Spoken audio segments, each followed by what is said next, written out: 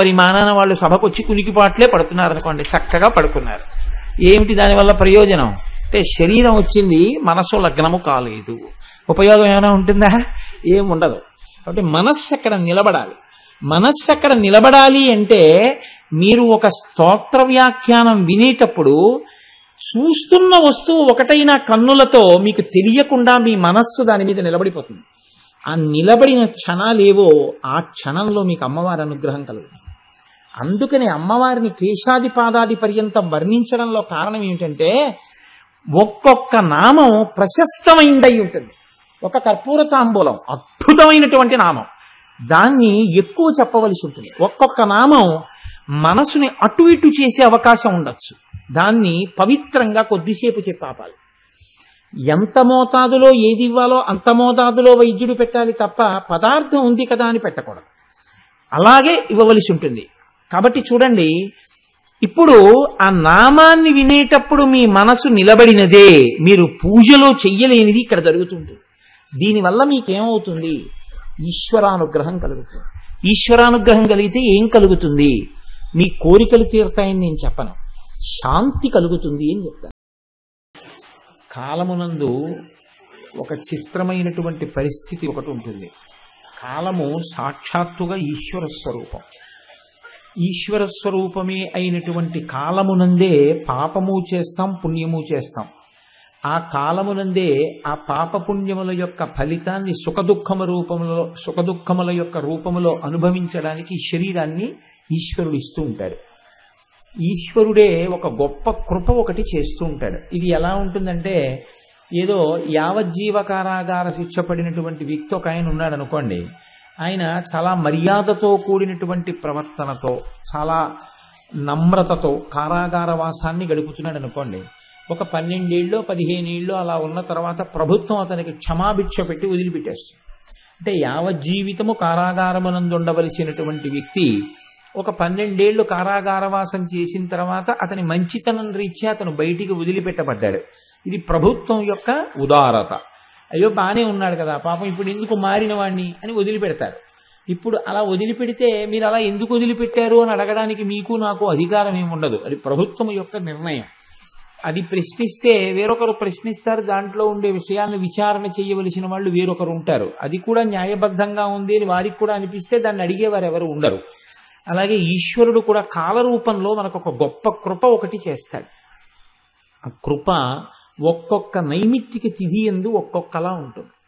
ప్రత్యేకించి రేపటి రోజు ఉదయం వచ్చేటటువంటి తిథి సామాన్యమైనటువంటి తిథి కాదు.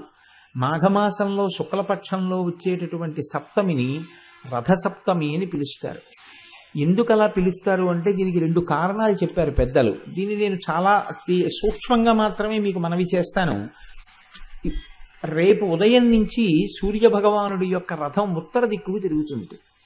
దానివల్ల ఏమవుతుందంటే మిగిలినటువంటి గ్రహముల మీద ఉండేటటువంటి సూర్యుని యొక్క వెలుగు, సూర్యుని యొక్క ప్రకాశము కొన్ని గ్రహముల మీద తగ్గుతుంది.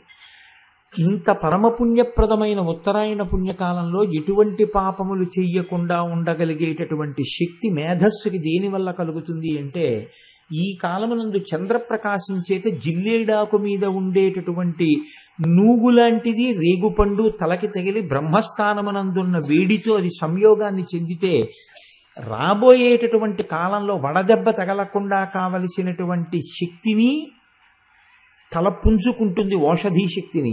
2, ఇంత పరమ పవిత్రమైన ఉత్తరాయణ పుణ్యకాలంలో ఎటువంటి పాపకర్మలు చెయ్యకుండా మనిషి రక్షింపబడతాడు.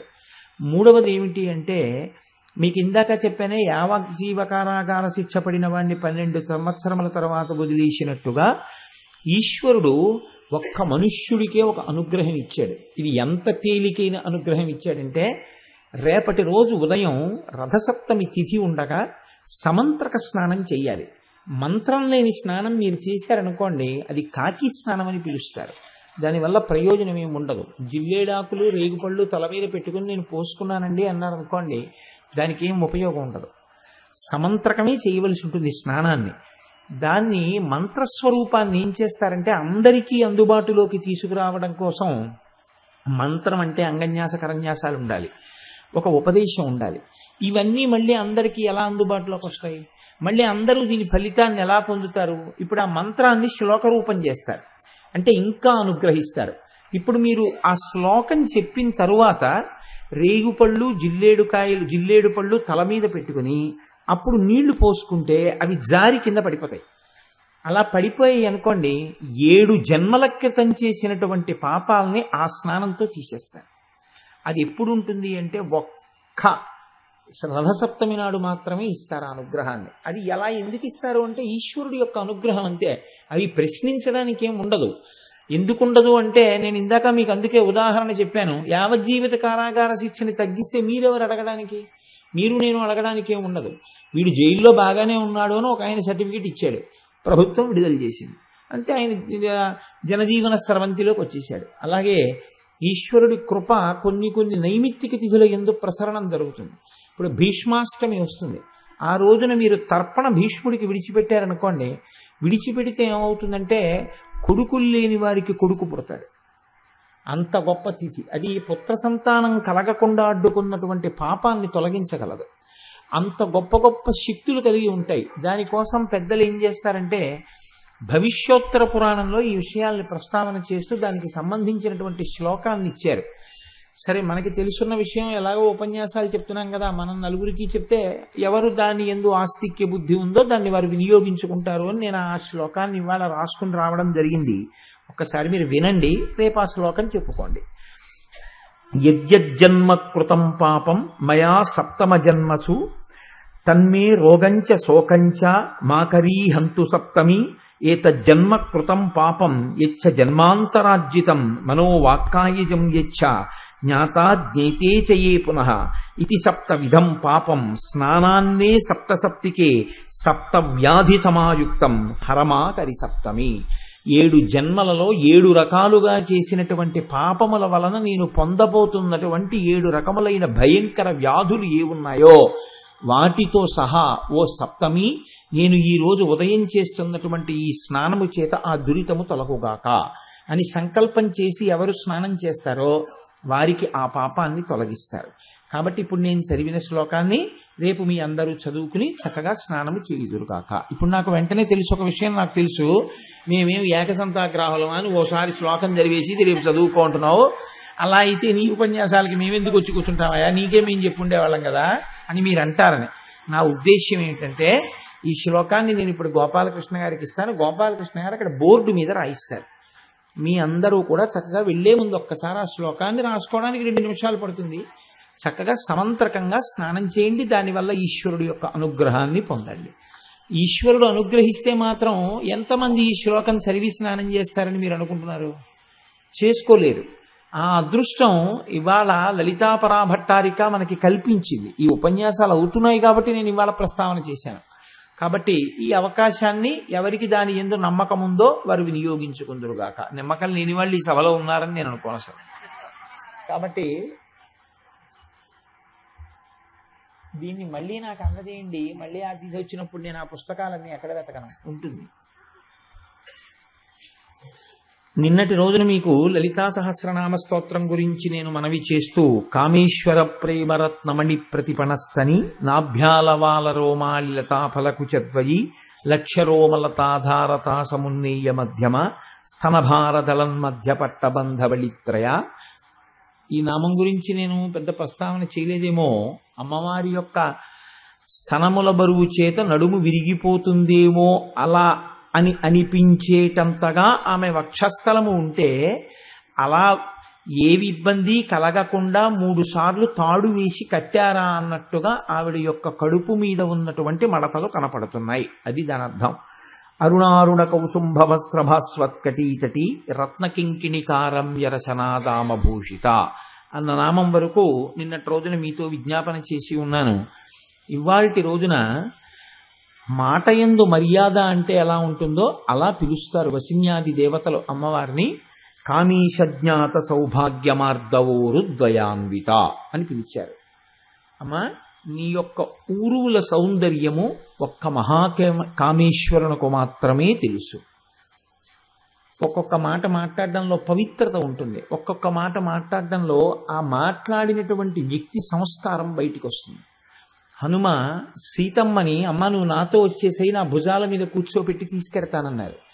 తీసుకువెడతానన్నప్పుడు వచ్చి నా భుజాల మీద కూర్చో, నిన్ను తీసుకెడతాననలేదు ఆయన. ఆయన ఏమన్నారంటే అగ్నిహోత్రంలో హవిస్సునిచ్చినప్పుడు హవ్యవాహనుడు దాన్ని పట్టుకెళ్ళి దేవతలకు ఎలా అందిస్తాడో, హవ్యం ఇవ కృతానల, అగ్నిహోత్రంలో వేసినటువంటి హవిస్సుని అగ్నిహోత్రుడు పట్టుకెడితే దేవతలకి అది ఎంగిలవదు, అగ్నిహోత్రం పట్టుకెడితే పవిత్రం అవుతుంది. అలా అమ్మ నువ్వు నా భుజం మీద కూర్చుంటే నిన్ను తీసుకెళ్లి రామచంద్రమూర్తి పాదార విందముల యందు సమర్పిస్తాను అన్నారు. అంటే అసలు చెప్పడంలోనే ఎంత పవిత్ర భావనో చూడండి. ఒక మనిషి సంస్కారం మాట యందు ప్రతిబింబిస్తుంది. ఏ అవయవం గురించైనా మాట్లాడవచ్చు, కానీ కొన్ని కొన్ని అవయవముల గురించి ఉపమానం వేయడం కూడా దోషమే అవుతుంది. కాబట్టి ఎంత మర్యాదగా మాట్లాడారంటే వసిన్యాది దేవతలు కామీషజ్ఞాత సౌభాగ్యమార్దవోరుద్వయాంబిత, అమ్మా నువ్వు మా తల్లివి, నీ తొడల యొక్క సౌందర్యము నీ భర్త అయిన మహాకామేశ్వరునకొక్కరికే తెలుసు. చాలు, అంత అందంగా వాళ్ళు మాట్లాడారు ఆ నామాన్ని. దాని యందు ఒక గౌరవం ఉంది, ఒక పవిత్రత ఉంది. మనం కూడా ఆ భావనతో నమస్కరిస్తే సరిపోతుంది.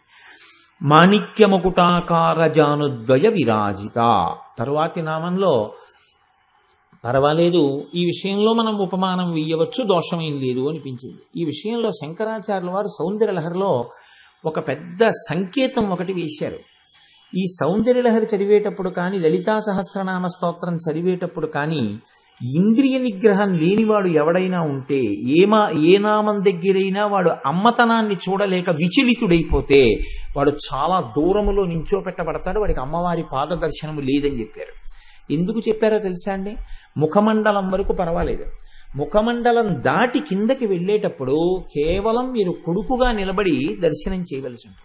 లేదు ఆడవారైతే ఒక కూతురుగా నిలబడి దర్శనం చేయవలసి ఉంటుంది తప్ప ఇంకా ఏ విధమైనటువంటి భావన కానీ, అందులో ఏమిటి ఇలా చెప్పారు అని దాని మీద పెద్ద అనవసరపు రాద్ధాంతం కానీ చర్చ కానక్కర్లేదు. అది కేశాది పాదాది పర్యంత ఉపాసనము అని తెలుసుకుంటే చాలు. అది ఒక తల్లి భావనతో వాళ్ళు చెప్పగలిగారు, వాళ్ళ ఉపాసన బలం అది అని మీరు స్వీకరించగలిగితే ధన్యులు. అలా కాకుండా ఏ నామం దగ్గరైనా మనసు విచలితం అయిపోయింది అనుకోండి, అయిపోతే అది దోషభూయిష్టమైన ప్రవర్తన. వాడికి అమ్మ పాదములు అందవన్నారు శంకరాచార్యులు వారు. ఎందుకనంటే అవి దాటి కిందకెడితే కదా ఆ పాదాలు కనపడేది. అటువంటి బుద్ధి కలిగిన వాడికి, ఎటువంటి చాంచల్యం ఉన్నవాడికి అమ్మవారి పాదాల దాకా ఏం పెడతాడు? వాడు అమ్మవారి చేత దూరంగా విసిరివేయబడతాడు. కాబట్టి నువ్వు స్థిరచిత్తుడవై ఒక కొడుకుగా నిలబడి స్తోత్రము చేయవలసి ఉంటుంది, అలా ఉపాసన చేయవలసి ఉంటుంది. తరువాతి నామంలో అంటారు మాణిక్యమకుటాకార జానుద్వయ విరాజిత. ఈ నామం దగ్గర కొద్దిగా ఉపమానం వేస్తే వచ్చే దోషం ఏమీ లేదు అనుకుని ఉండుంటారు బహుశా వసిన్యాది దేవతలు.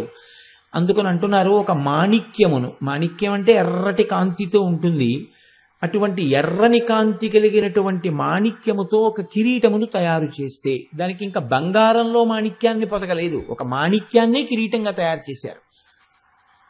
కిరీటం ఎంత గొప్పగా తయారు చేసినా ఇలా కుంభాకారంగా వస్తుంది, అంటే ఇలా వటుతలంగా ఉంటుంది. ఒక మాణిక్యముతో చేయబడినటువంటి కిరీటమును తెచ్చి అక్కడ పెడితే అది ఎంతటి ఎర్రటి కాంతితో ఉంటుందో, నీ రెండు మోకాళ్ళు రెండు మోచిప్పలు అంత ఎర్రటి కాంతితో ఉన్నాయి అని వదిలిపెట్టలేదు వాళ్ళు. ఒక చిత్రమైనటువంటి మాట అన్నారు, మాణిక్యమకుటాకార జానుద్వయ విరాజిత. ఇందులో మేము వేసినటువంటి ఉపమానమును తిరస్కరిస్తున్నామన్నమాట వాళ్ళు వేయలేదు. మిగిలిన చోట్ల ఎప్పుడైనా వేస్తే పద్మరాగ శిలాదర్శ పరిభావి కపోల భూహు అన్నారు. అమ్మా నీ యొక్క ఆ కపోలముల సౌందర్యము పద్మరాగములతో చేయబడినటువంటి అద్దము యొక్క కాంతిని తిరస్కరిస్తోంది అన్నారు. ఇక్కడ మాత్రం తిరస్కరిస్తోంది అన్నమాట వాళ్ళు వాడలేదు. మాణిక్యమకుటాకార జానుద్వయ విరాజిత అంటే పెద్ద చర్చ చెయ్యడానికి కావలసినంత అవసరాన్ని ఇవ్వలేదు, అంత ఎర్రటి కాంతితో ఉంటాయని నువ్వు నమస్కరిస్తే సరిపోతుంది. ఒక మాణిక్య కిరీటం ఎలా ఉంటుందో ఊహ చెయ్యి. ఇందులో అమ్మని అమ్మగా నిలబడి స్తోత్రం చేసేటప్పుడు పరమ పవిత్రమైనటువంటి భావనతో స్తోత్రం చెయ్యగలిగినటువంటి శక్తి ఉన్నవాడికి అది ఎంత దర్శనీయంగా ఉంటుందో, ఎంత సంతోషకరంగా ఉంటుందో శంకర భగవత్పాదులు ఒక అందమైన శ్లోకంలో చెప్తారు. నేను మీకు ఒక ఉదాహరణ చెప్తాను, గమనించండి. నేను నా జీవితంలో ఎన్నో మార్లు మా అమ్మగారి కాళ్ళు పట్టాను. నేనేమిటంటే మీలో ఎవరు పట్టలేదు? అమ్మ కాళ్ళు పట్టని వాళ్ళు ఎవరు ఉండరు. అమ్మ కాళ్ళు పడితే మోకాళ్ళు చూడకుండా ఉంటాయేంటి? అమ్మ మోకాళ్ళు చూడని వాడు ఎవడు ఉండడు లోకంలో. అమ్మ మోకాళ్ళు అందరూ చూస్తారు. అమ్మ మోకాళ్ళు చూస్తే వచ్చిన నష్టం ఏముంది? అమ్మ కాళ్ళు పట్టేటప్పుడు మోకాళ్ళు చూస్తే పవిత్రమైన భావనతో ఉన్నటువంటి వాడికి ఇబ్బంది ఏమి ఉండదు. అమ్మ కాళ్ళు పట్టేటప్పుడు కొడుకుగా కాళ్ళు పడతాడు తప్ప ఇంకే భావన ఉంటుందండి అందులో. కాబట్టి శంకర భగవత్పాదులు అలా పట్టినటువంటి వారు, అమ్మవారిని నిరంతరం అలా సేవించిన మహాపురుషుడైన. కాబట్టి ఆ పవిత్రతని ఇనుమడింప చేస్తూ ఆయన ఒక శ్లోకం చెప్పారు. ఎంత అందమైన శ్లోకం చెప్పారంటే బహుశः చాలా కొద్ది మంది కవులు మాత్రమే అంత పవిత్రంగా అంత అందంగా మాట్లాడగలరు. ఆయన అన్నారు, కరీంద్రాణాం శుండాన్ కనక కదళీ కాండపటలీం ఉభాభ్యామూరుభ్యాం ఉభయమపి నిర్జిత్య భవతి సువృత్తాభ్యాం పత్యుః ప్రణతి కఠినాభ్యాం గిరిసుతే విధిజ్ఞే జానుభ్యాం విభుదకరి కుంభద్వయమపి. శంకర భగవత్పాదులు ఏ శ్లోకంలో అమ్మవారిని ఏ పేరు పెట్టి పిలిస్తే బాగుంటుందో ఆ పేరు పెట్టి పిలుస్తారు. అసలు బేసి సంఖ్యతో ఆడపిల్లని పిలిచేటప్పుడు ఈ పేరుతో పిలవచ్చు అన్న స్పృహ కూడా చాలా మందికి ఉండదు. అసలు ఇటువంటి పేరు పెట్టుకునే వాళ్ళు లోకంలో కనపడతారు. ఆయన చూడండి ఎంత గమ్మత్తైన పేరుతో పిలిచారో. విధిజ్ఞే అని పిలిచారు.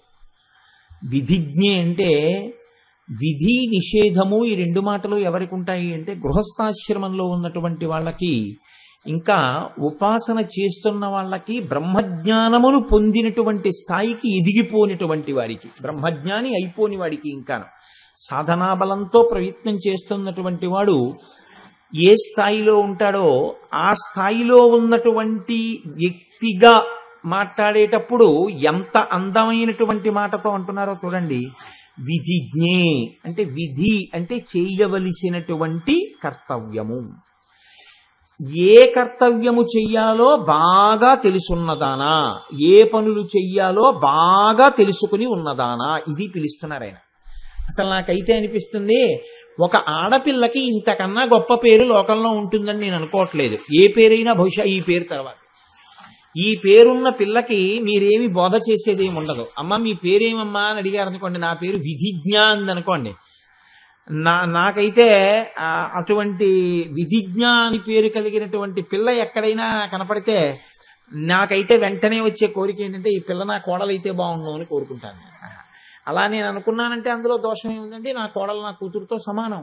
కాబట్టి విధిజ్ఞ అంటే చెయ్యవలసినటువంటి విషయములు బాగుగా తెలుసున్న పిల్ల. ఒక భార్యకి అన్నిటికన్నా బాగా తెలుసున్నది, విషయములు తెలుసున్నది, ఒక భార్యగా తాను జీవితం ఎలా జీవించాలో తెలుసున్నది అని మీరు ఎప్పుడు నిర్ణయం చేస్తారు? ఒక భార్య యొక్క మొట్టమొదటి లక్షణం తన భర్తని గౌరవించడం. తన భర్తని గౌరవించకుండా ఊళ్ళో ఎన్ని మెహర్బానీలు చేసినా అది ఎలా ఉంటుందంటే కట్టుకున్న సతిని నట్టేటిలో ముంచి కన్నవారి నోట గడ్డ కొట్టి సభలకెక్కువాడు చచ్చు పెద్దమ్మ రాలడిత సుగుణదాల తెనుగుబాల అన్నట్టుంటుంది. కాబట్టి విధిజ్ఞ అంటే ముందు తన యొక్క కర్తవ్యము, తాను చేయవలసిన విధి తెలుసుకుని ఉన్నది, అంటే భర్తని గౌరవించున్నది. కాబట్టి ఈ శ్లోకంలో శంకరాచార్యుల వారు ఏం చెప్పబోతున్నారు అంటే అమ్మవారు భర్తను ఎలా గౌరవిస్తుందో చెప్పబోతున్నారు. దానికి ఆయన ఎంత అందమైనటువంటి ఉపమానాలు తీసుకున్నారో చూడండి. కరీంద్రాణాం శుండాన్ కనక కదళీ కాండపటలీం ఉభాభ్యామూరుభ్యాం ఉభయమపి నిర్జిత్య భవతి. ఇది ప్రస్తుతం అవసరమైన విషయం కాదు, ముందు రెండు పాదాల్లో ఉన్న విషయం. ఎందుకంటే నేను మోకాళ్ళ గురించి మాత్రమే మాట్లాడుతున్నాను తప్ప తొడల గురించి నేను మాట్లాడటలేదు. అయినా శ్లోకంలో ఉంది కాబట్టి పైన రెండు పాదాలకి ఒక్కసారి మనవి చేస్తాను. బంగారు అరటి చెట్లు అన్నవి లోకంలో ఉంటే ఆ బంగారు అరటి చెట్ల యొక్క బోజలు ఎలా ఉంటాయో అటువంటి తొడలు కలిగినదానా, లేదా ఐరావతము, కరీంద్రాణం అంటే ఏనుగులలో గొప్పది ఐరావతం. ఐరావతం అనేటటువంటి ఏనుగు యొక్క శుండాన్ తొండం ఎలా ఉంటుందో అటువంటి తొడల సౌందర్యము కలిగినదానా. తల్లి నేను ఎలా అంటే అన్నాను కానీ ఉభాభ్యామూరుభ్యాము భవయపి నిర్జిత్య భవతి. కానీ అమ్మ బంగారు అరటి చెట్ల యొక్క సౌందర్యమును ఐరావతము యొక్క తొండము యొక్క సౌందర్యాన్ని నీ రెండు ఊరువుల సౌందర్యము తిరగొట్టగలిగింది లేదా తిరస్కరించగలిగింది. ఎందుచేతను అంటే అవి ఏదో తొండం అనేటటువంటిది గరుగ్గా ఉంటుంది, అమ్మవారి ఊరువులతో ఉపమానం వేయడం కుదరదు. కాబట్టి ఆ రెండు పాదాలు అక్కడతో వదిలిపెట్టేయండి. ఎందుకంటే మనకు కావలసింది మోకాళ్ల గురించి ఉపమానం. సువృత్తాభ్యాం పత్యు ప్రణతి కఠినాభ్యాం గిరిసుతే. అమ్మ నీ మోకాళ్ళున్నాయే అవి సువృత్తాభ్యాం గుండ్రంగా ఉన్నాయమ్మా, చాలా గుండ్రంగా ఉన్నాయి. కానీ అమ్మా నేను నీ కాళ్ళు పడుతున్నప్పుడు నేను గమనించింది ఏమిటంటే, తల్లి నీ శరీరం చాలా మృదువుగా ఉంటుందమ్మా, కానీ నీ మోకాళ్ళు మాత్రం చాలా గరుగ్గా ఉన్నాయమ్మా అన్నారు శంకరాచార్యులు. ఎందుకంత గరుగ్గా ఉన్నాయో తెలుసా అమ్మా? ఆ విషయంలో నీ యొక్క మోకాళ్ళు ఆ ఐరావతము యొక్క కుంభస్థలాన్ని తొండాన్ని రెండిటి యొక్క గరుకుతనాన్ని దాటిపోయాయమ్మా అన్నారు. ఏనుగు కుంభస్థలం గరుగ్గా ఉంటుంది, తొండము ఇలా ముట్టుకుంటే గరుగ్గా ఉంటుంది. ఈ మోకాళ్ళు గుండ్రంగా ఎర్రగా అయితే ఉన్నాయి కానమ్మా, అవి కొంచెం నల్ల పడిపోయి గరుగ్గా పెచ్చు కట్టేసి ఇలా ముట్టుకుంటే అయ్యో ఏమిటి అమ్మకి ఇంత గరుగ్గా ఉన్నాయి మోకాళ్ళు అనిపించేటట్టుగా ఉన్నాయమ్మా.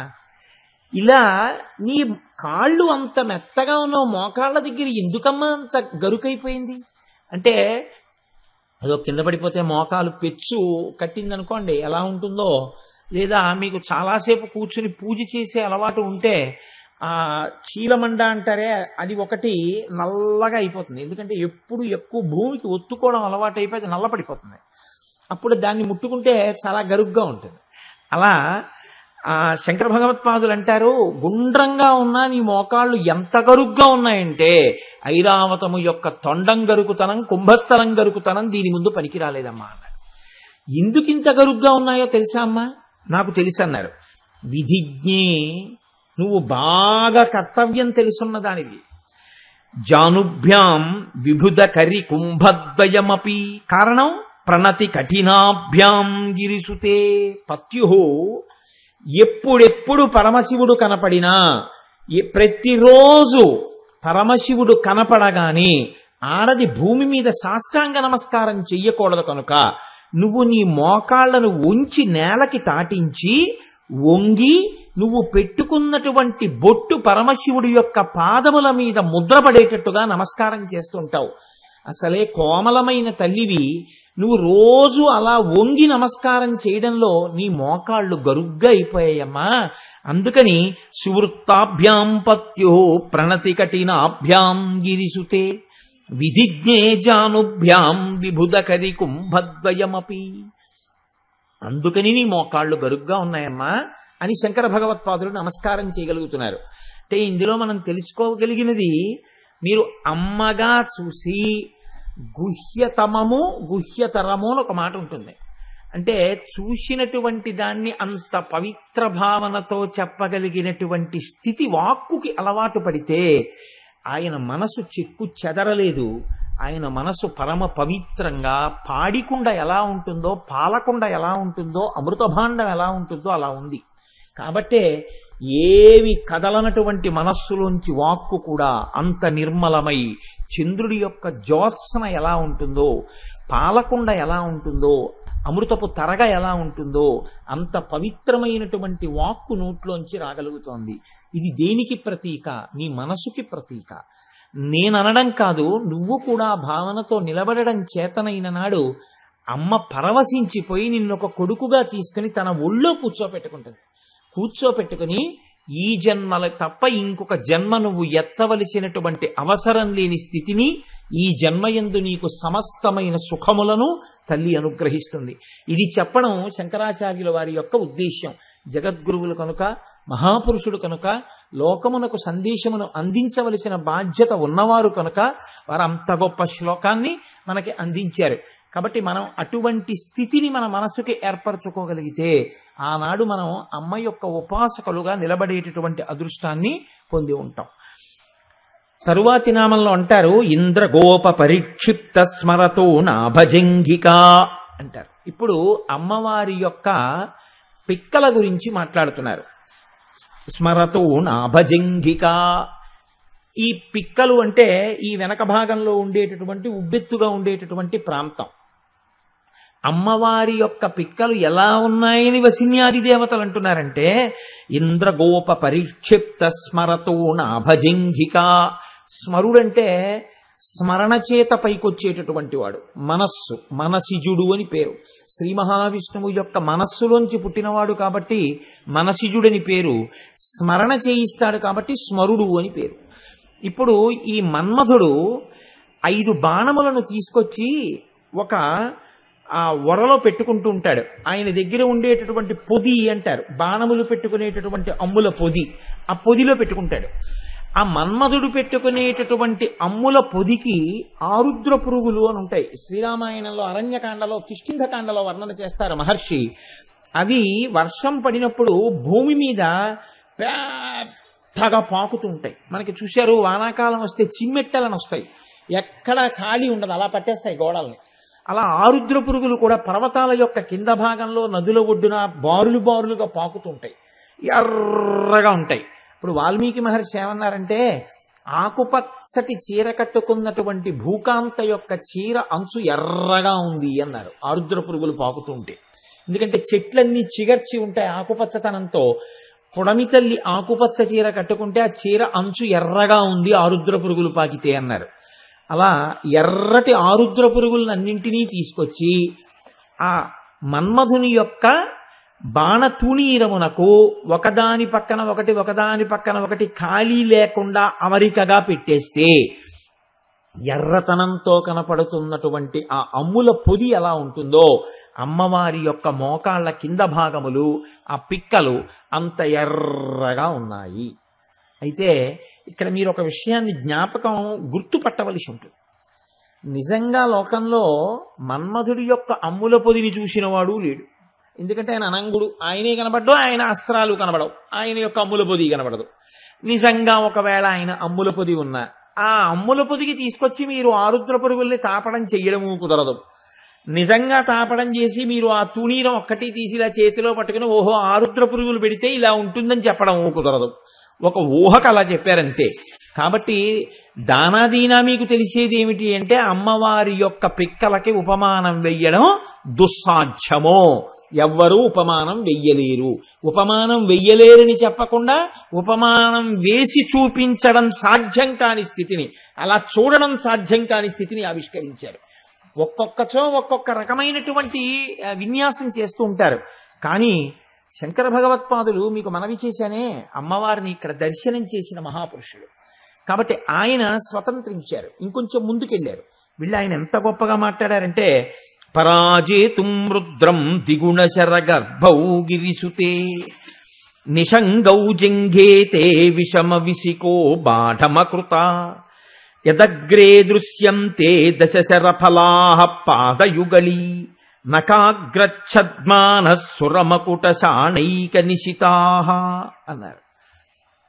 అమ్మా భాడం, నాకు బాగా నమ్మకం ఏర్పడిన తరువాత నేను ఈ నిజాన్ని చెప్తున్నానమ్మా. ఏదో చెప్తున్నారు శంకరాచార్యులు వారిని వినకు. అమ్మ వినేటప్పుడు ఎలా వింటుంది? కొడుకు కదా శంకర భగవత్పాదులు, నువ్వు అన్నీ ఇలాగే చెప్తుంటావులేవయ్యా అంటుంది. ఎందుకంటుంది? ఆయన ఒక్కొక్కసారి వచ్చి అమ్మ దగ్గర ఒక్కొక్క మాట చెప్తూ ఉంటారు.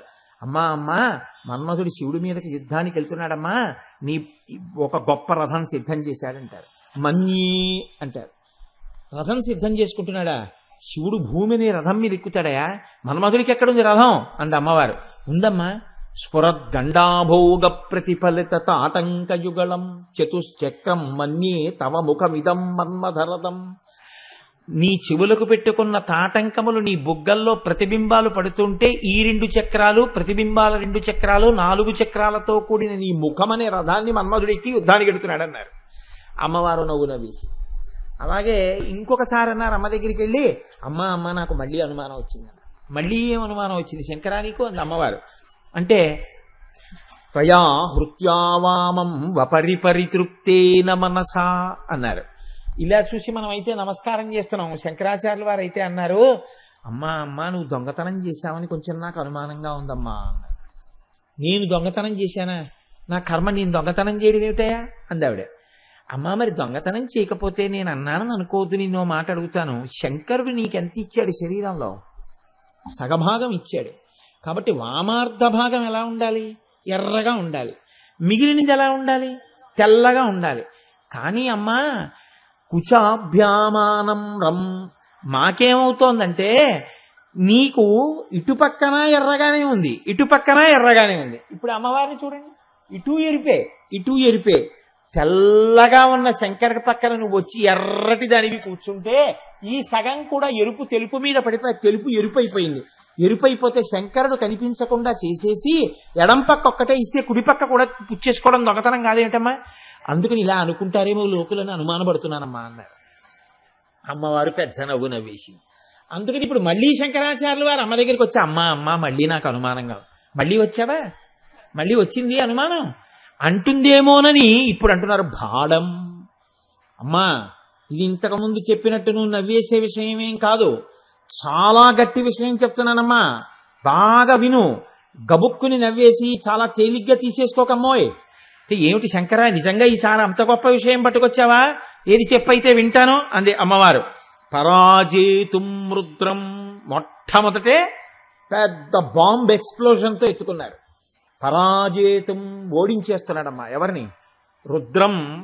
ఆవిడికి ఎవరి లోకంలో ఓడిపోతే ఆవిడికి కావాలండి?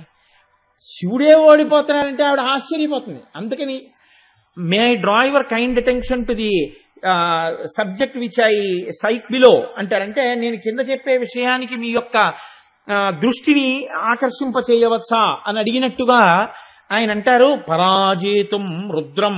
ఇది అనేటప్పటికి అమ్మవారు ఉలిక్కి పడుతుంది. ఏమిటి, శివుడు ఓడిపోయాడా? ఆవిడ ఆదిశక్తి, ఆదిశక్తి ఆయన భార్య అయి ఉండగా ఆయన ఓడిపోవడం ఏంటి? కాబట్టి ఇప్పుడు అమ్మవారు ఉలిక్కి పడింది.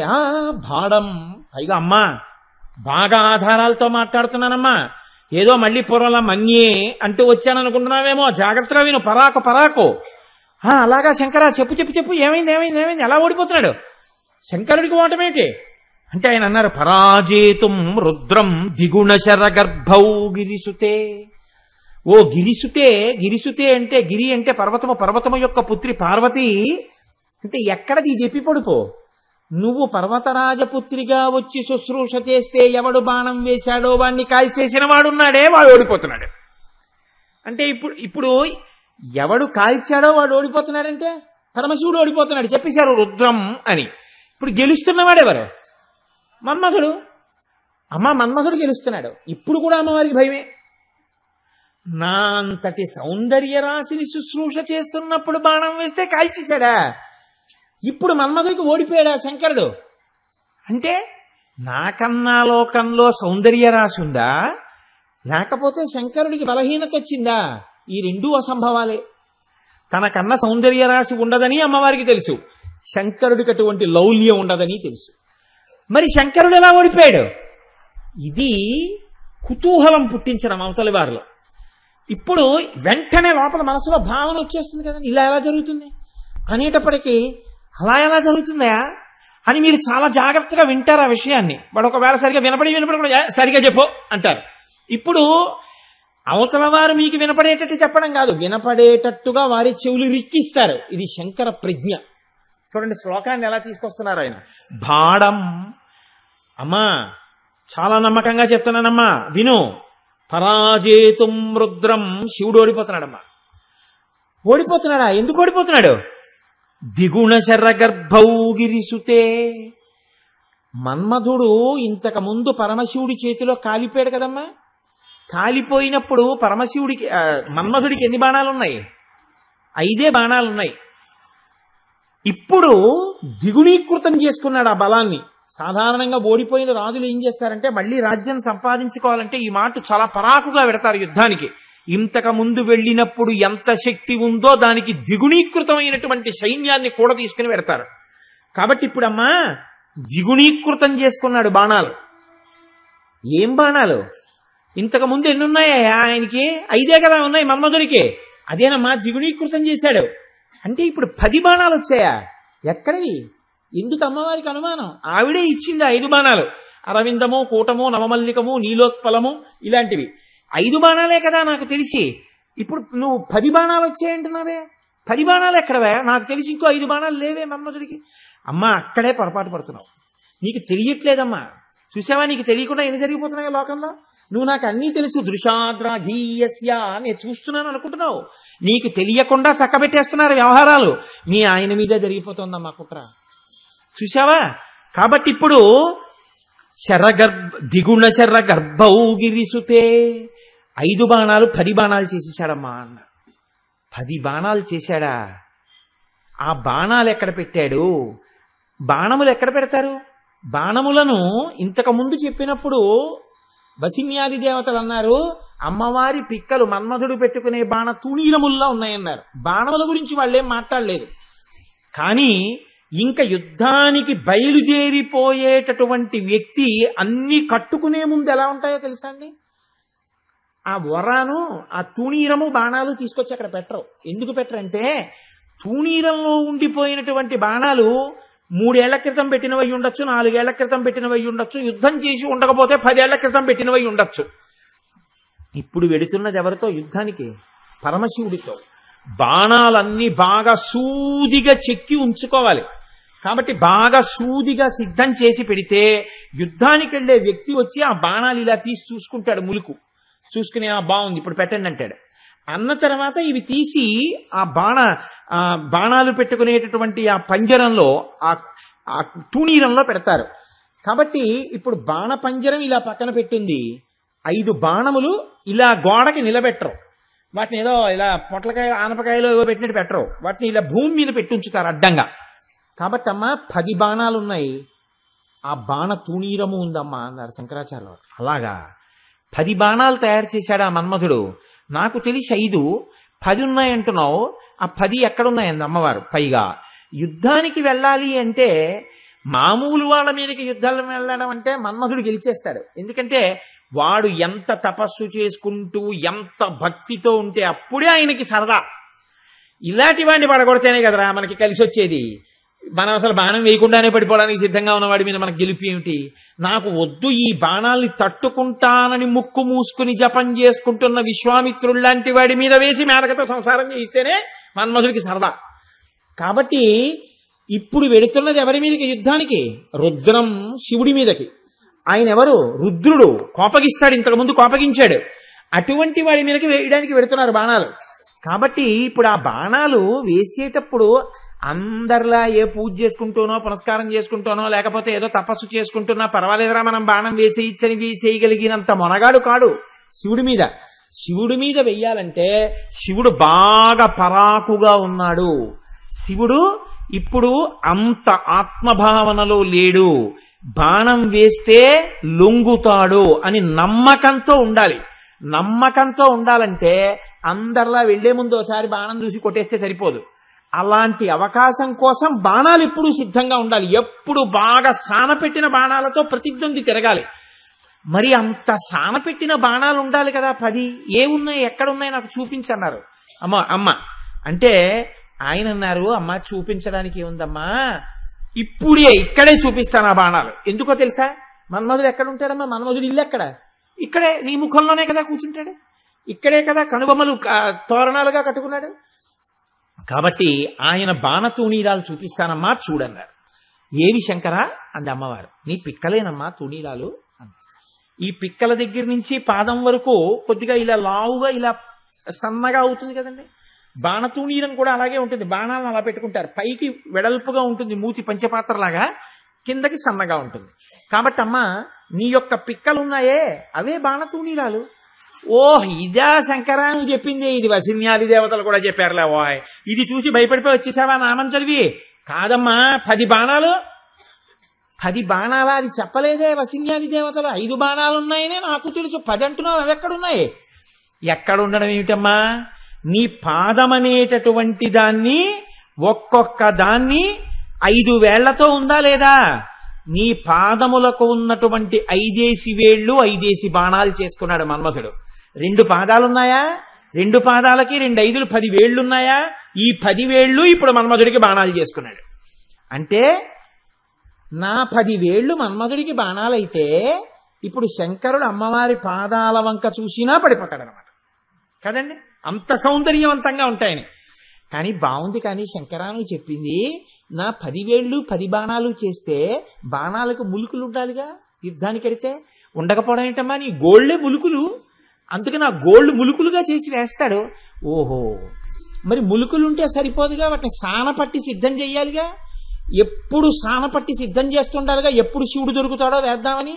మరి ఎప్పుడు నా గోళ్ళు ఇప్పుడు సానబెట్టాడు, దేంతో సానబెట్టాడు మన్మధుడు అంటే, అమ్మా ఇంద్రాది దేవతలు ఎప్పుడూ నీకు నమస్కారాలు చేస్తుంటే వాళ్ళ కిరీటాల్లో ఉన్న వజ్రాలు వచ్చి నీ గోళ్లకి తగిలి సానబట్టబడుతున్నాయి కదమ్మా.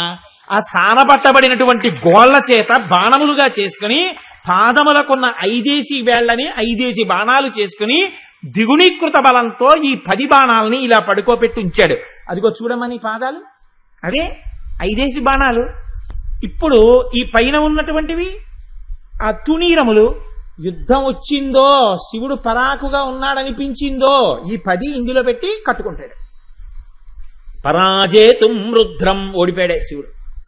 ఇప్పుడు అమ్మవారు ఇదా భారం అని పెద్ద నవ్వు ఒకటి నవ్వింది. ఆ నవ్విన నవ్వుందే అది మనను రక్షించుగాక.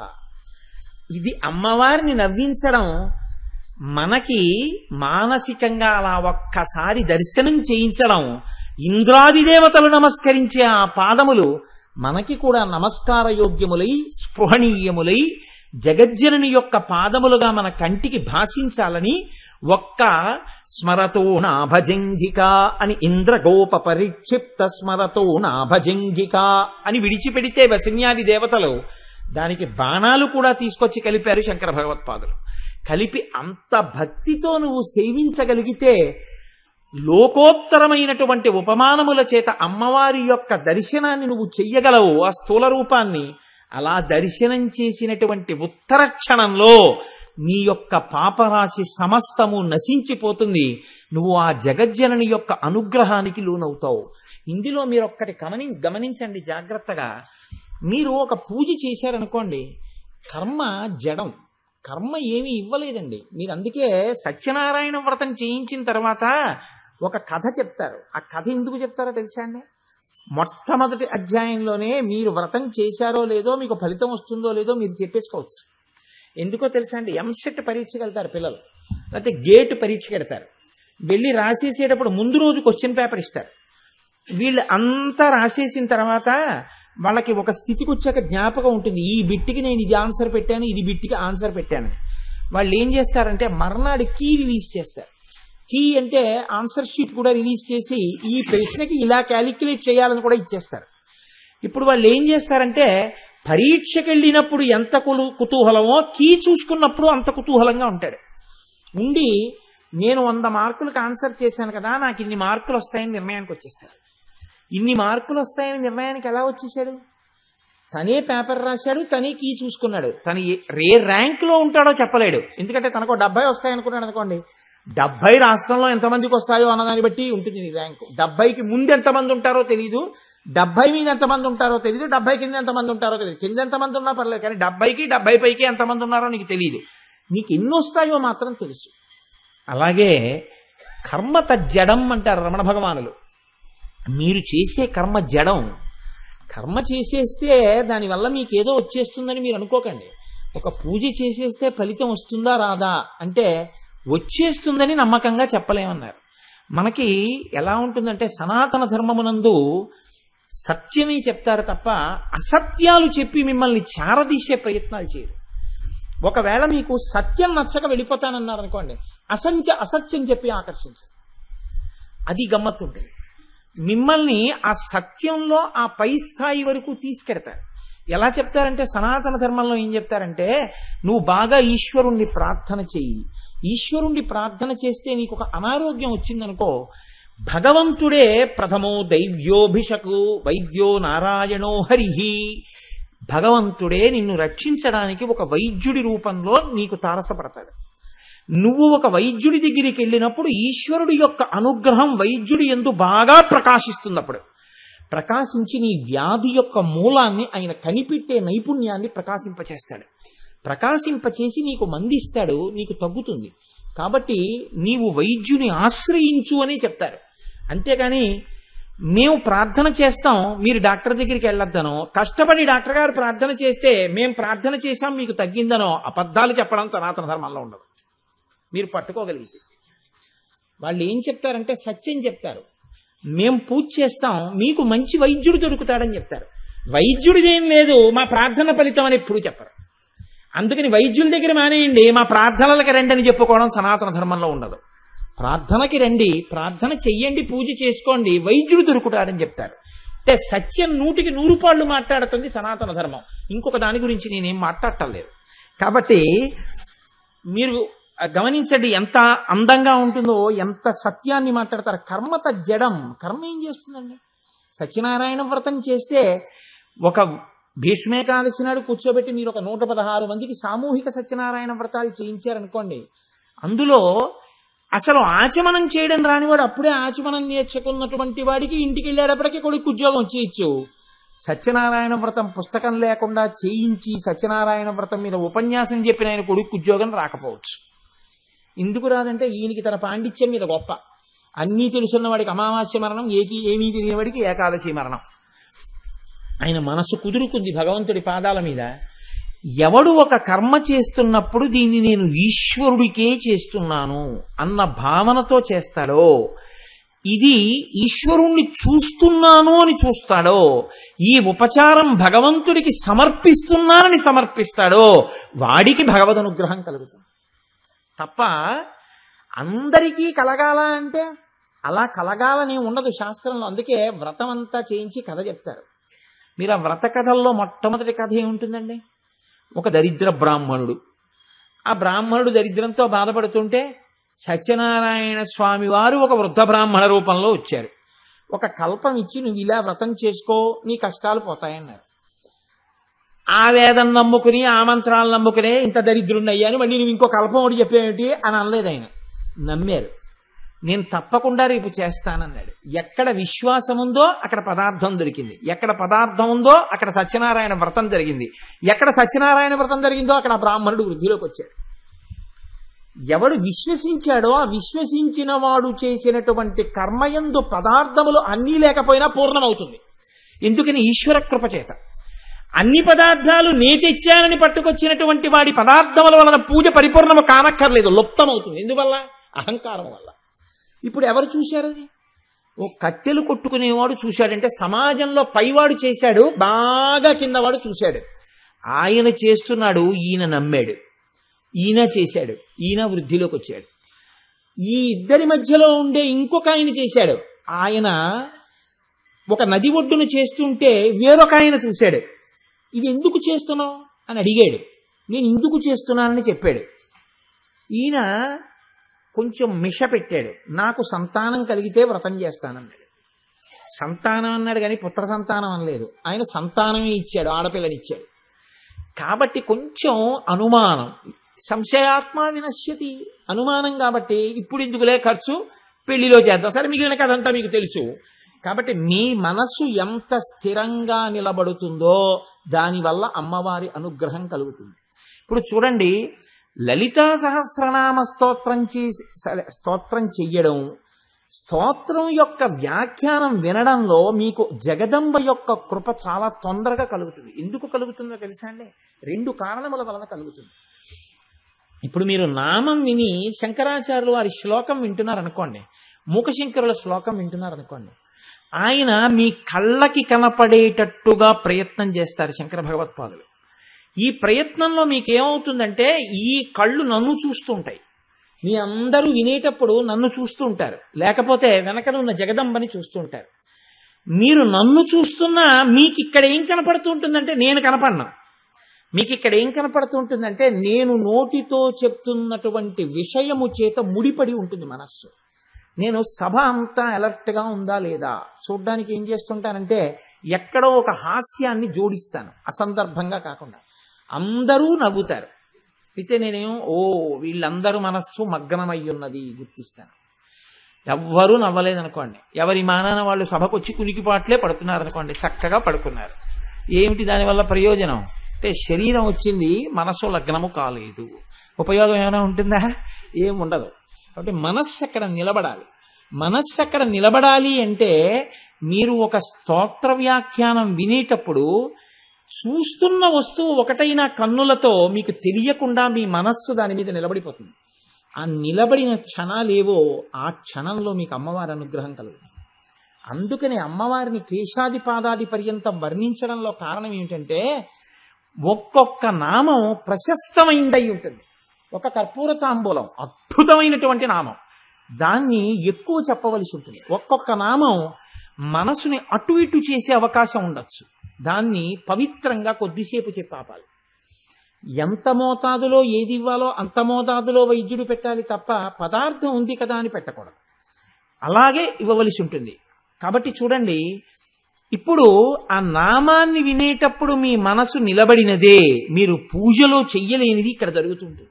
దీనివల్ల మీకేమవుతుంది? ఈశ్వరానుగ్రహం కలుగుతుంది. ఈశ్వరానుగ్రహం కలిగితే ఏం కలుగుతుంది? మీ కోరికలు తీరుతాయని నేను చెప్పను, శాంతి కలుగుతుంది అని చెప్తాను. మీకు కోరిక తీరినా శాంతే, అది ప్రమాదకరమైన కోరిక ఏది తీరకపోవడము శాంతి. అప్పటికి అశాంతిగా కనిపించవచ్చు. నాకు ఒక స్నేహితుడు ఉండేవాడు విశాఖపట్నంలో ఉండగా. అతను ఒకానొకప్పుడు ఎంత నవ్వుతూ ఉండేవాడో, ఎంత సరదాగా ఉండేవాడో. ఆ వ్యక్తి, ఇద్దరం నిలబడి మాట్లాడుకుంటూ నేను లోపలికి వెళ్ళాను. అతను మంచి లోడ్డుతో వేలాడిపోతున్నటువంటి 13వ నెంబర్ బస్సులను ఉండేవి అప్పుడు, ఏవిఎన్ కాలేజీ అప్పెక్కి తిరుగుతుండేవి. ఆ 13వ నెంబర్ బస్సు 100 మంది వేలాడుతుంటే అదో సరదా, దండి పట్టుకుని వేలాడుతూ వెళ్ళడం, పట్టుకుని వేలాడుతూ వెళుతున్నాడు. ఆ బస్సు పడిపోయింది. నేను లోపలికి వెళ్ళి మళ్ళీ బయటకు వచ్చేటప్పటికి చచ్చిపోయాడు అతను అని వార్త వచ్చింది. ఎంతలో మనిషి చచ్చిపోయాడు చూడండి, ఎంతో వృద్ధిలోకి రావాలి. ఇప్పుడు నేను ఇది చెప్తున్నప్పుడు కూడా నాకు కళ్ళల్లో అతను ఉన్నాడు. అంత నవ్వుతూ ఉండేవాడు. అతని సహచర్యంలో అతని దగ్గర నించుని ఉండగా నవ్వకుండా ఎవడు ఉండలేడు, అలా మాట్లాడతాడు. అంత నవ్వుల బండి. అటువంటి వ్యక్తి పచ్చడి కింద అయిపోయి చచ్చిపోయాడు. ఎంత కొద్దిసేపట్లో ఆ మనిషి యొక్క స్థితి మారిపోయిందో మీరు గమనించండి.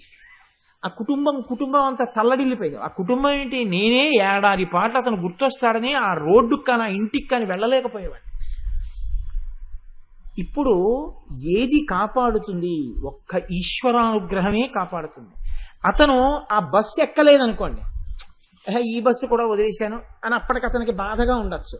కానీ ఒక అరగంట పోయాక ఆ బస్సు పడిపోయిందని తెలిసింది అనుకోండి, అమ్మో నేను ఎక్కుంటే నన్ను భగవంతుడు కాపాడాడంటాడు. ఒకప్పుడు మీకు అశాంతికి కారణమైంది ఆ బస్సు దొరకపోవడం, అరగంట తర్వాత అదే మీ శాంతికి కూడా కారణం కావచ్చు. మీ కోరిక తీరకపోవడం మీ అశాంతికి కారణం అమ్మవారు లేదని మీరు ఎందుకు అనుకుంటున్నారు? ఆ కోరిక తీరడం మీకు ప్రమాదం అయి ఉండేదేమో, మీరు ఆలోచించండి. ఆ కోరిక తీరకపోవడం వల్ల మీరు శాంతితో ఉన్నారేమో, అందుకు అమ్మ తీర్చట్లేదేమో అని మీరు ఆలోచించండి, అప్పుడు మీకు శాంతే. కాబట్టి ఏదైనా భగవద్ విషయం చెప్తే ప్రయోజనమేమి అని అడిగితే ఏం చెప్పాలంటే ఓం శాంతి శాంతి శాంతి. దీని వలన ఏం కలుగుతుంది అంటే శాంతి కలుగుతుందని చెప్పాలి. అంతేగాని మీ అబ్బాయికి ఉద్యోగం వచ్చేస్తే మీ అమ్మాయికి పెళ్లి అయిపోతుందని చెప్పకూడదు. అక్కడతో నాకు శాంతి లేదంటే నువ్వేం చేస్తావు? లోలా నువ్వు దిగాలి, వాడిని దింపాలి. ఎందుకు వచ్చిన అల్లరి? అంటే ఓం శాంతి శాంతి శాంతి. అందుకే సనాతన ధర్మం అంత గొప్పగా వెళ్ళిందండి. వాడిని ఉద్ధరించు, నువ్వు ఉద్ధరింపబడు తప్ప లొల్లి మాటలు మాట్లాడకు అని చెప్పింది. కాబట్టి ఇంద్రగోప పరిక్షిప్త స్మరతోనాభజింగిక, అమ్మవారి యొక్క ఆ పిక్కల భాగమును అమ్మవారి యొక్క పాదములను మనకి దర్శనం చేయించడంలో శంకర భగవత్పాదుల యొక్క విశాల హృదయం అది, ఆయన మనస్సు యొక్క పవిత్రమైన స్థితి అది. గూఢగుల్ఫ అంటారు తర్వాతి నామంలో. గూఢగుల్ఫ అంటే బలిష్టమైనటువంటి చీలమండలు కలిగినది. చీలమండలు అంటే ఆ పాదానికి ఒక పక్కన గుండ్రంగా దుద్దెలా ఉంటుందో అలా ఉంటుంది, దాన్ని ఆ చీలమండ అని పిలుస్తూ ఉంటారు.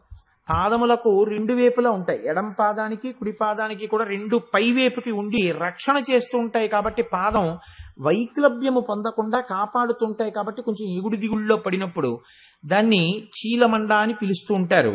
దాన్నే గూఢ గుల్ఫ, బలిష్టమైనటువంటి చీలమండలు కలిగినది. ఇందులో వ్యాఖ్యానంలో ఏమన్నారంటే, మేము ఆవిడ యొక్క చీలమండల గురించి మాట్లాడటం లేదు, మేము ఏ చీలమండల గురించి మాట్లాడుతున్నాం అంటే, రోజు 20 మైళ్ళు నడవగలిగిన వాడండి అంటే దాన్ని బలిష్టమైన చీలమండలు అని మేము చెప్పట్లేదు.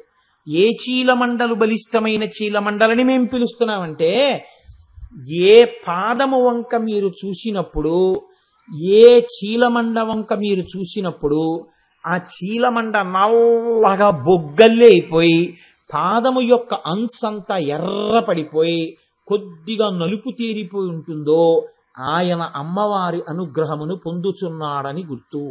ఎందుచేత? ఒక్కటే కారణం. ఆయన బాహ్యమునందు పూజకి ఎప్పుడూ ఒక పరిమితి ఉంటుంది. మీరు జ్ఞాపకం పెట్టుకోండి, బాహ్య పూజకి పరిమితే. ఎందుకో తెలుసా అండి? దీపం ప్రజ్వాల్య ఎంతసేపు చేస్తారు? ఎంతసేపు వెలిగిస్తారండి మీరు దీపం? 2 సెకండ్లు 3 సెకండ్లు మహా అయితే అగ్గిపుల్ల ముట్టించుకోకుండా ఏదో ఆడుకుంటే కాసేపు నిమిషం అది అంటుకుంటుంది వేడికి, అయిపోయింది. హస్తయోహ అర్ఘ్యం సమర్పయామి ఎంతసేపు ఇస్తారు? ఓ నిమిషం. పాదయోహ పాద్యం సమర్పయామి అర నిమిషం. అర నిమిషం కూడా ఎందుకండి? మనం షోడశోపచార పూజ చేస్తే అంతా కలిపి నిమిషం. 16 ఉపచారాలు నిమిషంలో చేస్తాం మనం అంతా మాయకులం ఏం కాదు, మనకి తెలియదేటి వేగం. పూజలోనే మన వేగం అంతా చూడాలి. హనుమ వేగం మన పూజ వేగం ముందు ఎందుకు పనికిరాదు. అంటే మిమ్మల్ని కాదు, నాలాంటి వాడి గురించి. అంత వేగం. ఆవాహయామి హస్తయోహర్ఘ్యం సమర్పయామి పాదయోహోపాద్యం సమర్పయామి ముఖ్యాచమనీయం సమర్పయామి సింహాసనం సమర్పయామి. నాకు ఆ స్పీడ్ రావట్లేదు కూడా. అంత స్పీడ్తో వెళ్ళిపోతుంది పూజ. కానీ చూడండి, ఏది చెప్తున్నారంటే ఉపచారమునందు మనసు రమించేవాడైతే అది దాని రహస్యం. అంటే ఎక్కడో అక్కడ ఏదో ఒక ఉపచారంలో మీ మనసు నిలబడిందా ఏ రోజైనా? అంటే నేను మీకు ఒక ఉదాహరణ చెప్పాలి అని అనుకోండి. చెప్పాలి అంటే మీకు వస్త్రయుగ్మం సమర్పయామి అంటారు మన వాళ్ళు. వస్త్రయుగ్మం సమర్పయామి అన్నప్పుడు రోజు నాకైతే బీరువాలో పంచెలు ఉంటాయి, నాకైతే ప్యాంట్లు చొక్కాలు ఉంటాయి, కానీ అసలు అలా భగవంతుడికి బట్టలు అవి ఏమి ఉండవు బీరువాల్లో, ఎవరింట్లోనే ఎవరు పెట్టుకోరు కూడా. పాపమైన సులభుడు దూది 2 ముద్దలు చేసి అక్కడ పెట్టేరా నేను పుచ్చుకుంటానంటాడు.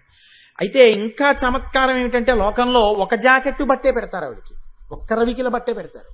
అంతకన్నా పాపం ఇంకోటి లేదు అసలు. ఎందుకంటే మీరు గృహస్థాశ్రమంలో ఉన్నవాడు వస్త్రద్వయం 2 వేసుకుంటాడు. ఏకవస్త్రం సన్యాసమనందు ఉంటుంది. మనం అమ్మవారికి ఇచ్చినా కూడా వస్త్రయుగ్మం 2 ఇవ్వాలి. చీర రవికిల బట్ట, పంచా ఉత్తరీయం అలా ఇవ్వాలి. అంతేకాని ఒక్క ఉత్తరీయం కప్పడం ఉండదు, శాలువా కప్పడం ఉంటుంది పండిత సత్కారంగా. ఈ మధ్య నేను రాజకీయ పక్షాల వాళ్ళు చేసేటటువంటి చమత్కారాలు సభల్లో జరగడం కూడా చూస్తున్నాను. వాళ్ళకుంటే అలాంటివి ఏదో సెక్యూరిటీ రీజన్స్ కి ఓ కండువా ఓటే వేస్తుంటారు, ఆడాళ్ళకి మగాళ్ళకి కూడా. ఆడాళ్ళు ఉత్తరీయాలు ఎందుకు వేసుకుంటారని ఇంగితం ఉండదు. వాళ్ళకి కాకా పట్టడం ప్రయోజనం కాబట్టి వాళ్ళకి విమానం దిగితే ఓ ఉత్తరీయం వేస్తుంటారు. అలా ఒక్క ఉత్తరీయం పట్టుకొచ్చి వేయకూడదు. ఒక్క ఉత్తరీయం వేసుకుంటే మరి కింద పంచె కట్టుకోవడానికి ఉండదు. వాడికి ఇస్తే 2 ఇవ్వాలి వస్త్రయుగ్మం. అప్పుడు లేకపోతే ఏమవుతుంది? మీరు అవమానం చేసినట్టు అవుతుంది. అమ్మవారికి ఇచ్చిన అంతే వస్త్రయుగ్మం 2 ఇవ్వాలి. పెడితే చీర జాకెట్టు పెట్టండి, చీర రవికిల బట్ట పెట్టండి, లేదు 2 రవికిల బట్టలు పెట్టండి, లేదు అక్షతలు వేయండి, లేదు 2 పుష్పాలు వేయండి. మీకు ఓపిక ఉంది 2 దూది ముద్దలు అక్కడ పెట్టండి. అమ్మవారు అంటుంది, ఈ వస్త్రాలన్నీ ఇందులోంచి వచ్చాయి, దూదిలోంచి వచ్చాయి. దూదేగా ఇన్ని వస్త్రాలైంది. దూది ఎవరిచ్చారా? నేనే ఇచ్చాను. తంతువులందు చేలము విదంబన ఏ పరమేశుమూర్తి ఎందింతయు చొక్కునట్టి అంటారు పోతన గారు భాగవతంలో. ఆ పరమేశ్వరుడి ఎందే అన్నీ పుట్టినట్టుగా దూదిలోంచి అన్ని వస్త్రాలు వచ్చాయి. అందుకని దూది పట్టుకెళ్ళి 2 ముద్దలు చేసి అక్కడ పెడితే మీరు ఇక్కడ ఏ భావన చేస్తే ఆ వస్త్రం అయిపోతుంది. కాబట్టి 2 దూది ముద్దలైనా అక్కడ పెట్టాలి. దానికి ఓపిక లేదు. 2 అక్షతలు అయిపోయి. అక్షత అంటే క్షతం అంటే నడుము విరగనటువంటి బియ్యం. దాంట్లో మీరు ఏది సంకల్పం చేస్తే అది వచ్చేస్తుంది. పసుపు ముద్ద పెడితే గణపతే వచ్చేస్తారు. కాబట్టి అలాగన్నా ఈ గూఢగుల్ఫ అంటే అర్థం ఏమిటో తెలుసా అండి? పూజ చేసేటప్పుడు ఏదో ఒక ఉపచారము దగ్గర ప్రతిరోజు రమించేవాడు, లేదా ఎక్కడో అక్కడ మనసు మగ్నమైనటువంటి కారణం చేత ఆనందమును పొందువాడు, బాహ్య పదార్థముల చేత ఆనందమును పొందినవాడు కాడు. 1,00,000 బిల్వార్చన చేశానండి ఆనందం వచ్చింది, 1,00,000 బిల్వార్చన చేశానండి ఆనందం వచ్చింది అన్నవాడు కాడాయన. ఆయన దగ్గర ఏముంటాయంటే పూజ చేసుకునేటప్పుడు ఒక్క ఆచమన పాత్ర, ఒక అర్ఘ్యపాత్ర, ఒక అరివేణం, ఇన్ని పువ్వులు అక్షతలు ఉన్నాయి. కానీ ఇప్పుడు ఆయన ఏం చేస్తాడో తెలుసా అండి? ఆవాహయామి అంటాడు.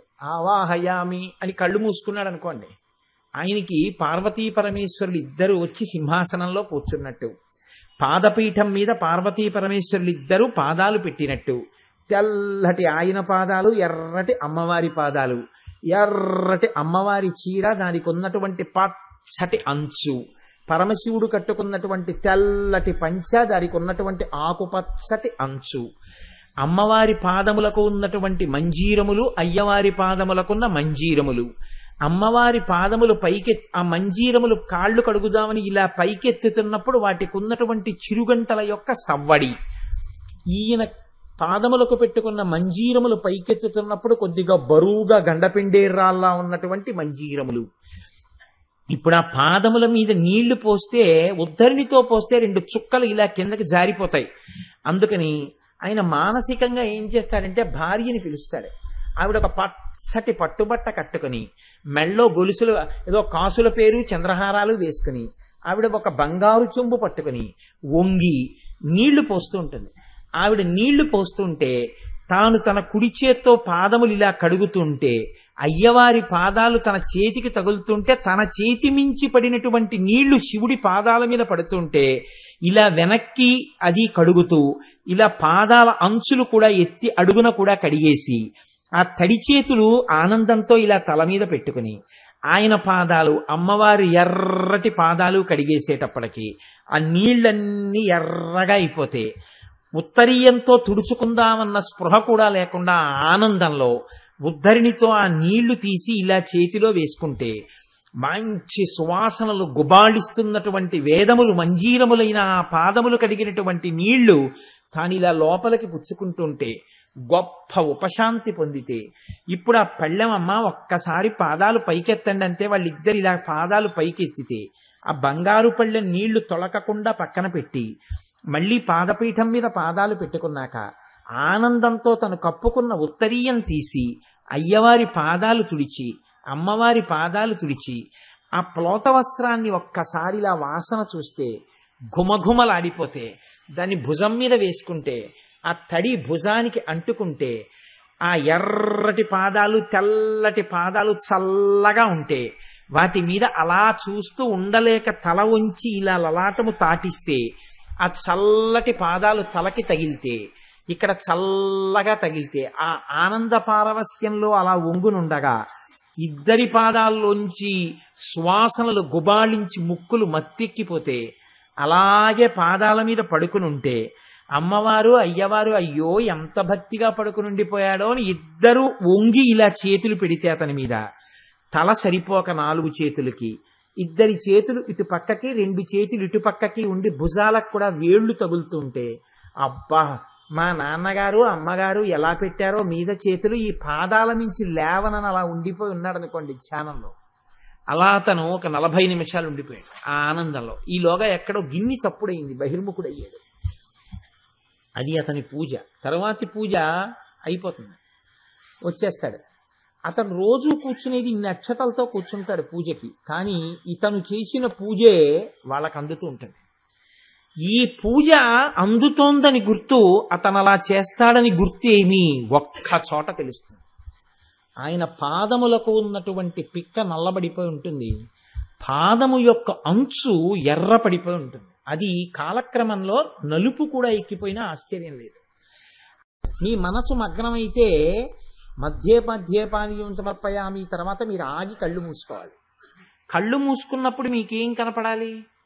మీరు ఏ పదార్థం పెట్టారో అది మంచినీళ్లు తాగి బంగారు గ్లాసు పక్కన పెట్టి, ఆ పదార్థాన్ని ఆయన మళ్ళీ కొద్దిగా నోట్లో వేసుకుని నవిలి మింగినట్టు, చాలా నాన్న తృప్తి, కడుపు నిండిపోయిందిరా నీ ప్రేమకి, మంచినీళ్ళు తాగుతానన్నా కాసిన మంచినీళ్ళు అన్న తర్వాత మీరు ఉత్తరాపోసనం సమర్పయామి, మళ్ళీ బ్లాంక్ ఎక్కడ, హస్తౌ ప్రక్షాళయామి, చేతుల మీద నీళ్లు పోశారు, వెంటనే మీరు పాదవ ప్రక్షాళయామి ఎలా అంటారండి? అక్కడ ఒక డాష్ పెట్టి వదిలిపెట్టారు. ఎలా పెట్టారో తెలుసా అండి? వాళ్ళిద్దరికీ హస్తవ ప్రక్షాళయామి అంటే ఏమిటి? మీరు ఇది మీకు తెలుస్తుంది. నేను ఒక ఉదాహరణకి చెప్తున్నాను. నేనంత గౌరవనీయుడని కాదు నా ఉద్దేశం. నా యందు మీకు ఒక గౌరవనీయమైన భావన ఉందనుకోండి. అకస్మాత్తుగా నేను మీ ఇంటికి వచ్చాను. వస్తే మీరు ఏమంటారు? ముందు తడబడిపోయి ఆ కోటేశ్వరరావు వచ్చారని చెప్పి, అయ్యా కాసిన పాలు తాగుతారా, లేకపోతే ఏదో కాసిన పళ్ళు తింటారా, పలహారం చేస్తారా అని అడుగుతారు. అడిగితే సరే ఏదో కొంచెం ద్రాక్ష పళ్ళు ఇవ్వండి అమ్మా, అంతకన్నా వద్దు. కాసిన ద్రాక్ష పళ్ళు పెట్టారు, తిన్నాను. తిన్న తర్వాత ఆ చేతులకి దాని రసం అంటుకుంది. నేను లేచి వెళ్ళి వాష్ బేసిన్ దగ్గర చేతులు కడుక్కుంటున్నాను. ఆ రెండు ఇలా పంపు తిప్పారు. నాకు రాదేమిటి తిప్పుకోవడం అంటే ప్రీతి. మీరు తిప్పారు, నేను ఇలా చేతులు కడిగేసుకున్నాను. కడిగేసుకుని నేను వచ్చి కూర్చుంటున్నాను. ఏ ఇంట్లోనైనా జరిగే మర్యాద ఏమిటో తెలుసా అండి? అడగకుండానే ఆ ఇంటి వారు ఎంత పెద్దవారు అవనివ్వండి, గబగబా ఓ తువ్వాలో నాప్కిన్నో పట్టుకొస్తారు. పట్టుకొచ్చి తుడుచుకోండి అంటారు. మీరు ఈశ్వరార్చన యందు ఎప్పుడైనా మీ ఉత్తరీయంతో ఆయన చేతులు తుడిచారా? హస్తౌ ప్రక్షాళయామి అన్నారు, చేతులు కడుక్కోమన్నారు. ఆగి ఆయన చేతులు తడిసిపోయి ఉన్నాయి. అమ్మ ఎర్రటి పట్టుబట్ట కట్టుకునుంది. మీరు ఉత్తరీయం ఇవ్వకపోతే ఆవిడ చేతులు ఇలా పెట్టుకోవాలి. ఆవిడ ఇలా పెట్టుకుంటే ఆవిడ పట్టుబట్ట మీద ఆ తడి మరకలు పడతాయి. మీరు చేసిన పనికి ఆవిడ చేతులకు ఆ తడి ఉండిపోతుంది.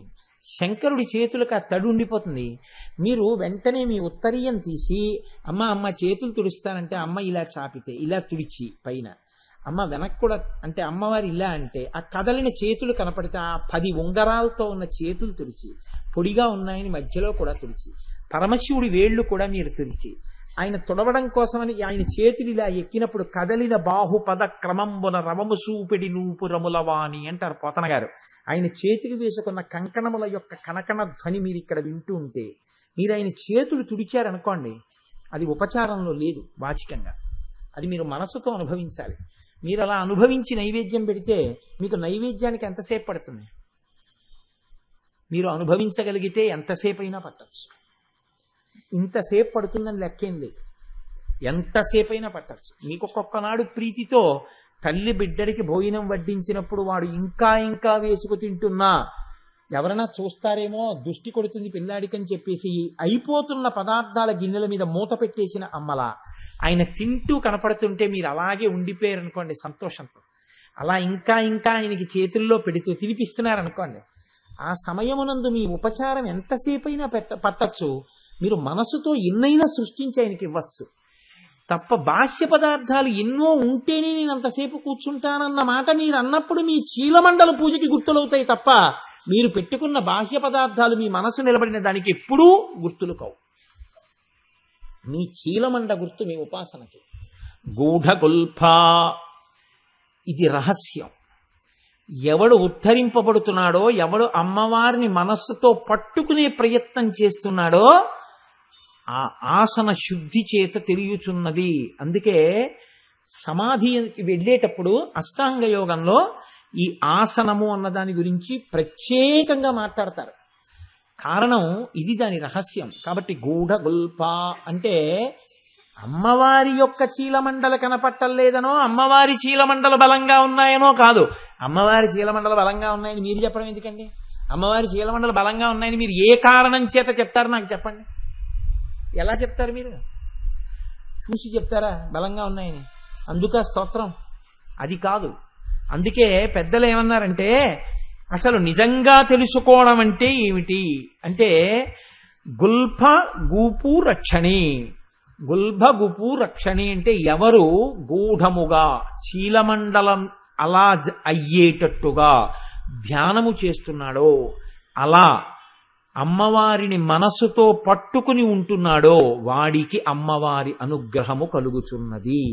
వాడు మానసికంగా ధ్యానం చెయ్యగలడని మీరు గుర్తుపట్టడానికి అదొక్కటి తప్ప ఇంకా ఏ హేతువు చేత ఆయన దొరకడు.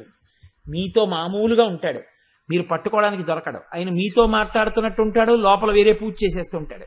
మీతో ప్రయాణం చేస్తున్నట్టు ఉంటాడు, ఆయన ఏదో పూజ చేసేస్తుంటాడు. మీతోనే కూర్చుని ఉంటాడు, ఆయనకి విసుగనిపిస్తే ఇక్కడ నవ్వుతూ ఉంటాడు, ఆయన ఇంకోటి ఏదో ఆలోచిస్తూ ఉంటాడు, ఇంకో దాంతో రమిస్తూ ఉంటాడు. ఆయన మెట్లు ఎక్కేస్తూనే ఉంటాడు, మీకు తెలియదు ఎక్కుతున్నాడని కూడా. ఒక్క కారణం చేతే దొరుకుతాడు ఉపాసకుడు.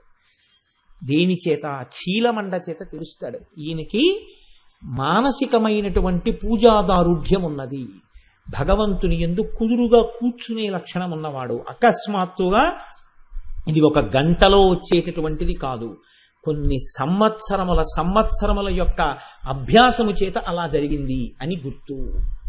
కాబట్టి గూఢగుల్ఫ ఆ నామం అంత గొప్ప నామమై మనని అనుగ్రహించగలిగినటువంటి నామమై ఉంటుంది. ఇప్పుడు నాకు ఎప్పుడు శంకర భగవత్పాదులు ఆ నామమే వచ్చేస్తూ ఉంటుంది. ఆఖరికి ఇది ఈ దౌర్బల్యం ఎంతవరకు వెళ్ళిపోతుందంటే నాకు మొన్న ఎవరితోనో మాట్లాడుతూ ఆఫీసులో కూడా ఈ సర్క్యులర్ గురించి శంకర భగవత్పాదులు ఏమంటారంటే అనేపోయాను గబుక్కుని. ఎవరితోనో మాట్లాడుతూ ఏదో ఆ మాట వచ్చింది, ఈ సర్క్యులర్ గురించి శంకర భగవత్పాదులు అంటున్నాను. అంటే ఆఫీసు సర్క్యులర్స్ మీద కూడా శంకర భగవత్పాదులే, ఎందుకంటే ఇంకా అస్తమానం అలవాటు అయిపోయింది శంకర భగవత్పాదులు. మనం ఇప్పుడు అక్కడ త్యాగరాజ స్వామి వారి గురించి మాట్లాడబోతూ త్యాగరాజ స్వామి వారికి బదులు శంకర భగవత్పాదులు, అన్నింటికీ ఆయనే వచ్చేస్తుంటారు. అలా కూర్మ పృష్ఠ జయిష్టు ప్రపదాన్విత, ఇందులో అంటారు ఈ నామంలో చాలా గంభీరమైనటువంటి నామం ఇది.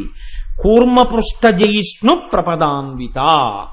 అమ్మ ప్రపదములు అంటే ఈ మీగాళ్ళు అంటారు, ఉపరితలములు, పాదముల యొక్క పైభాగములు.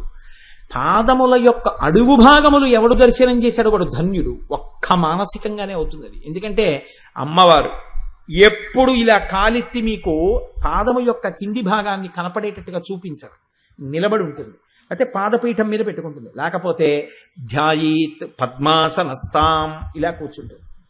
కూర్చున్నప్పుడు మీకు కనపడవు అమ్మవారి యొక్క ఆ మీగాళ్ళు, కనపడే అవకాశం ఉండదు. అదే అడుగు కాళ్ళు అస్సలు కనపడవు, ఒక్క ధ్యానంలోనే కనపడతాయి. అందుకే ఎవరు అలా ధ్యానంలో దర్శనం చేస్తున్నారో వాళ్ళు మాత్రమే భగవంతుని యొక్క పాదముల ఎందుండేటటువంటి దివ్య చిహ్నముల యొక్క దర్శనములను చేస్తారు తప్ప బాహ్యమునందు అలా చూడడం అనేటటువంటిది సాధ్యమయ్యేటటువంటి విషయం కాదు. ఇదే అన్నమాచార్య స్వామి వారు ఒక కీర్తనలో వెంకటేశ్వర స్వామి వారి గురించి చెప్తూ ఒక అందమైన కీర్తన, ఆ కీర్తనలో అంటారు కూడా. ఏ కీర్తనమూర్తి గారు అది? చాలా గొప్ప కీర్తన. అందులో ఎవరు నిన్ను అలా చూస్తున్నారో వారు మాత్రమే ధన్యులు, వారు తప్ప ఇంకొకరు చూడలేరు అంటారు. భావములోన అని అదేంటి భావగోచరమైన సరిలేని పాదాల జంట కంటి అంటారు. పరమయోగీంద్రులకు భావగోచరమైన సరిలేని పాదాల జంట కంటి. పరమయోగీంద్రులంటే యోగాభ్యాసము చేసి మనసుని నిగ్రహించి నిలబెట్టిన వాడు ఎవడున్నాడో అటువంటి వారిలో శ్రేష్ఠుడైనటువంటి వాడు భగవంతుని యొక్క పాదముల అడుగు భాగాన్ని కూడా వాడు మనసులో చూడగలిగాడు.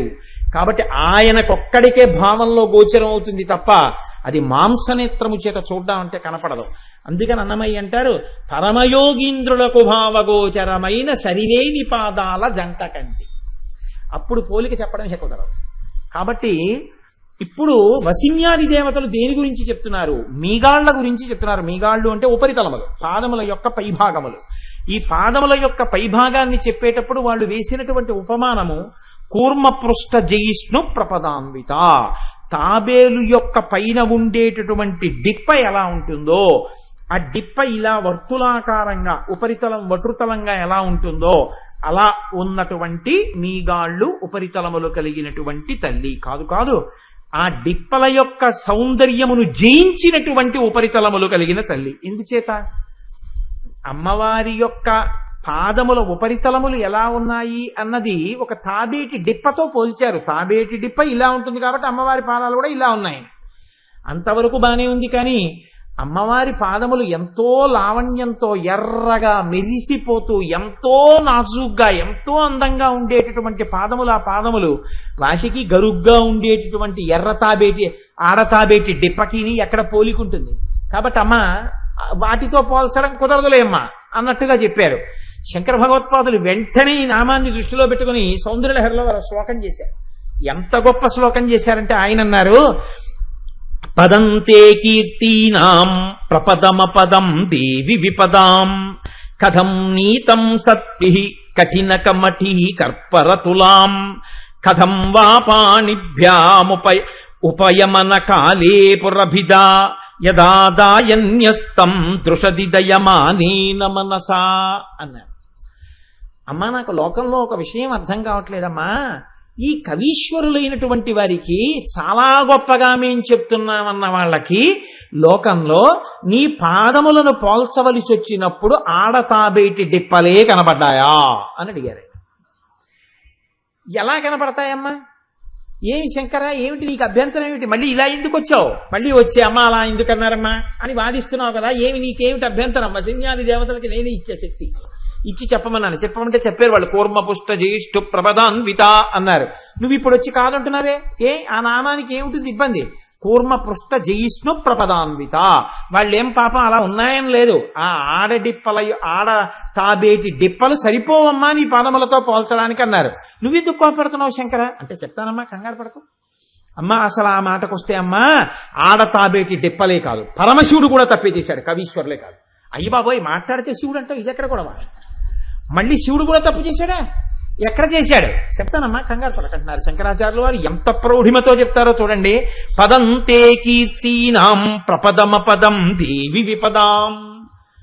అమ్మ నీ పాదములు దేనికి స్థానములు లోకంలో, ఆపదలు తొలగించగలిగినటువంటి స్థానములంటూ ఉంటే నీ పాదములొక్కటే. ఎందుకంటున్నారు శంకరాచార్యులు వారు ఈ మాట అంటే, లోకంలో ఏ ఇంట ఏడుపు వినపడకుండా, ఏ ఇంట అమంగళము రాకుండా, ఏ ఇంట ఇబ్బందులు రాకుండా సంతోషంగా ఉండాలని కోరుకోవడానికి మొట్టమొదట రోజు ప్రారంభం ఎలా జరుగుతుంది, ఆడది నిద్ర లేవగానే మంగళసూత్రాలు కళ్ళకద్దుకుంటుంది, సర్వమంగళాదేవతను అడుగుతుంది, అమ్మా నా భర్త ఏ ఆపద రాకుండా రక్షింపబడుగాక. ఇప్పుడు ఈయన లేచి పూజ చేస్తూ ఏమడుగుతాడు, అమ్మా ధర్మపత్ని సమేతస్య సకుటుంబస్య క్షేమస్థైర్య విజయ అభయ ఆయురారోగ్య ఐశ్వర్యాభివృద్ధ్యర్థం ధర్మార్థ కామ మోక్ష చతుర్విధ పురుషార్థ ఫల సిద్ధ్యర్థం. అమ్మా నా వాళ్ళైనటువంటి వాళ్ళు, నా బిడ్డలు క్షేమంగా ఉండాలని ఆయన కోరుకుంటున్నాడు. ఇప్పుడు లోకంలో ప్రమాదములు రాకుండా చేయగలిగినటువంటి అతి భద్రమైన స్థానం అంటూ ఉంటే ఎక్కడుంది, ఒక్క నీ పాదాలే. నీ పాదాలని నమ్మిన వాడికి ఆపదలు రావు, ఎంత ఆపదలు కూడా నీ పాదములు నమ్మిన వాడికి గట్టెక్కిపోవలసిందే. ఎందుకు గట్టెక్కిపోతాయి, ఒక్కటే కారణం, ఆవిడ సమస్త చరాచర జగత్తుకు చక్రవర్తిని, ఆవిడ సామ్రాజ్ఞి, పరిపాలకురాలు. నన్ను నమ్మి ఉండగా వాడికి ఆపద వచ్చేస్తే ఇంక నేనున్నానని గుర్తేమి, వాడు నా కొరకు రక్షింపవలయువాడు, విత్త వయోరూప విద్యా బలైశ్వర్య కర్మ జన్మ గర్వ ముడిగి ఎకవిధమున విమలుడయ్యవడుండు, వాడు నా కొరకు రక్షింపవలయువాడు అంటారు పోతన గారు భాగవతంలో శ్రీ మహావిష్ణువు. వాడు అన్నీ వదిలిపెట్టేసేసి నా గొప్పతనమే ఉందమ్మా, నేనా రక్షించుకోగలిగిన వాడిని, నువ్వు రక్షించాలమ్మా అని నమ్మి నా పాదాలు పట్టుకున్నాడు. నమ్మి పట్టుకుని ఉండగా వాడు ఏదో పాపం చేశాడు, ఆ పాపానికి ఫలితంగా ఇవాళ వాడు ఏడవాలి, అందుకని వాడు ఇంట్లో ఒకళ్ళని తీసేస్తానంటే ఎలా కుదురుతుంది, ఒప్పుకోదు అమ్మవారు, ఆప్ చేసేస్తుంది అంతే. కాబట్టి ఇప్పుడు ఆవిడ ఏం చేస్తుంది, మృత్యువుతో సమానమైనటువంటి దాన్ని ఒక దాన్ని ఇస్తుంది. ఒక ఉదాహరణ మీకు చెప్పాలనుకోండి, అవ్వాల్టి రోజున ఆయన్ని ఒక పాము కరవాలి, అమ్మవారు అనుగ్రహం కలిగింది. అమ్మవారు ఏం చేస్తుంది, ఒక తేలు కరిచేట్టు చేసి వదిలిపెట్టారు. ఇప్పుడు విషం ఎక్కలేదా, ఎక్కింది. విషపు జంతువు కరవలేదా, కరిచింది. విలవెలలు ఆడిపోలేదా, ఆడిపోయాడు.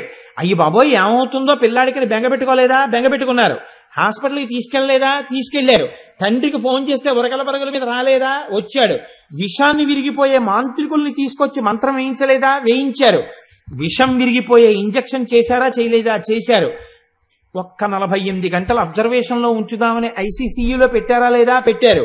కానీ మృత్యువునకు సంబంధించి పాము కరిస్తే ఎంత హడావిడో అంత హడావిడి జరిగింది. కానీ వాడి ఇంటికి వచ్చాడు, వాడి మృత్యువు గట్టెక్కిపోయింది, వాడి గండం పోయింది. గండం పోయేటట్టుగా తక్కువ విషం ఎక్కేటట్టుగా చేసిన శాసనం ఎవరి దగ్గర నుంచి వచ్చింది, అమ్మవారి దగ్గర నుంచి వచ్చింది. కాబట్టి అమ్మా, లోకంలో ప్రమాదాలన్నీ నివారింపబడాలంటే ఏ స్థానములు భద్రమైన స్థానములు, నీ స్థానములు భద్రమైన స్థానములు. అందుకే మీరు చూడండి, సాధారణంగా ఏదైనా ఒక కొత్త వాహనం కొన్నా, ఒక కొత్త పెద్ద పరికరాన్ని పట్టుకుని పని చేయడం మొదలుపెట్టినా, ఎక్కువ వోల్టేజ్తో ఉన్నటువంటి పవర్ స్టేషన్ వర్క్ స్టార్ట్ చేసిన, పెద్ద ప్రవాహంతో నీటిని వదిలిపెట్టే ముందైనా దీనికి 2 వైపులా అంచుంది, ఇది పనికొచ్చేట్టు ఎలా చేయగలదో ప్రమాదం కూడా అలా తేగలదు. ఇది ప్రమాదం వైపు కానీ వెళ్ళిందా మామూలుగా ఉండదు దీని ప్రభావం అనుకున్నప్పుడు ఏం చేస్తారంటే దానికి ముందు శక్తి పూజ చేస్తారు. మీరు ఇప్పటికీ చూడండి, బస్సంతా పసుపు రాసి బొట్లు పెట్టరు. మీరు ఎప్పుడైనా చూడండి, బస్సు చక్రాలు శుభ్రంగా ఇలా పసుపు వేళ్లతో ఇలా ఇలా ఇలా పెట్టి బొట్లు పెడతారు. ప్రమాదమునకు గుర్తు ఆ చక్రాలే. అందుకని దానికి పూజ చేస్తారు. కొత్త వెహికల్ తీసే ముందు నిమ్మకాయ పెడతారు, దాని కింద పెట్టి ముందు నిమ్మకాయని తొక్కిస్తారు. తొక్కించి ఈ చక్రములు ప్రమాదము లేకుండా నన్ను సురక్షితంగా నేను వెళ్ళవలసిన చోటికి చేర్చాలి తప్ప ఈ చక్రముల కింద పడకూడని రీతిలో ఎవరో పడి నేను భయపడవలసిన రోజు రాకూడదు. కాబట్టి దేవాలయానికి తీసుకెళ్లి ఈ శక్తి పూజ చేయిస్తూ ఉంటారు. సాధారణంగా అమ్మవారిని శక్తి పూజ అని ఓ చదువు శరన్నవరాత్రుల్లో పుస్తకాలు పెట్టి శక్తి పూజ చేస్తారు. వసంత పంచమి సరస్వతీదేవిగా అమ్మవారిని అలంకారం చేసి సరస్వతీ దర్శనం చేస్తారు.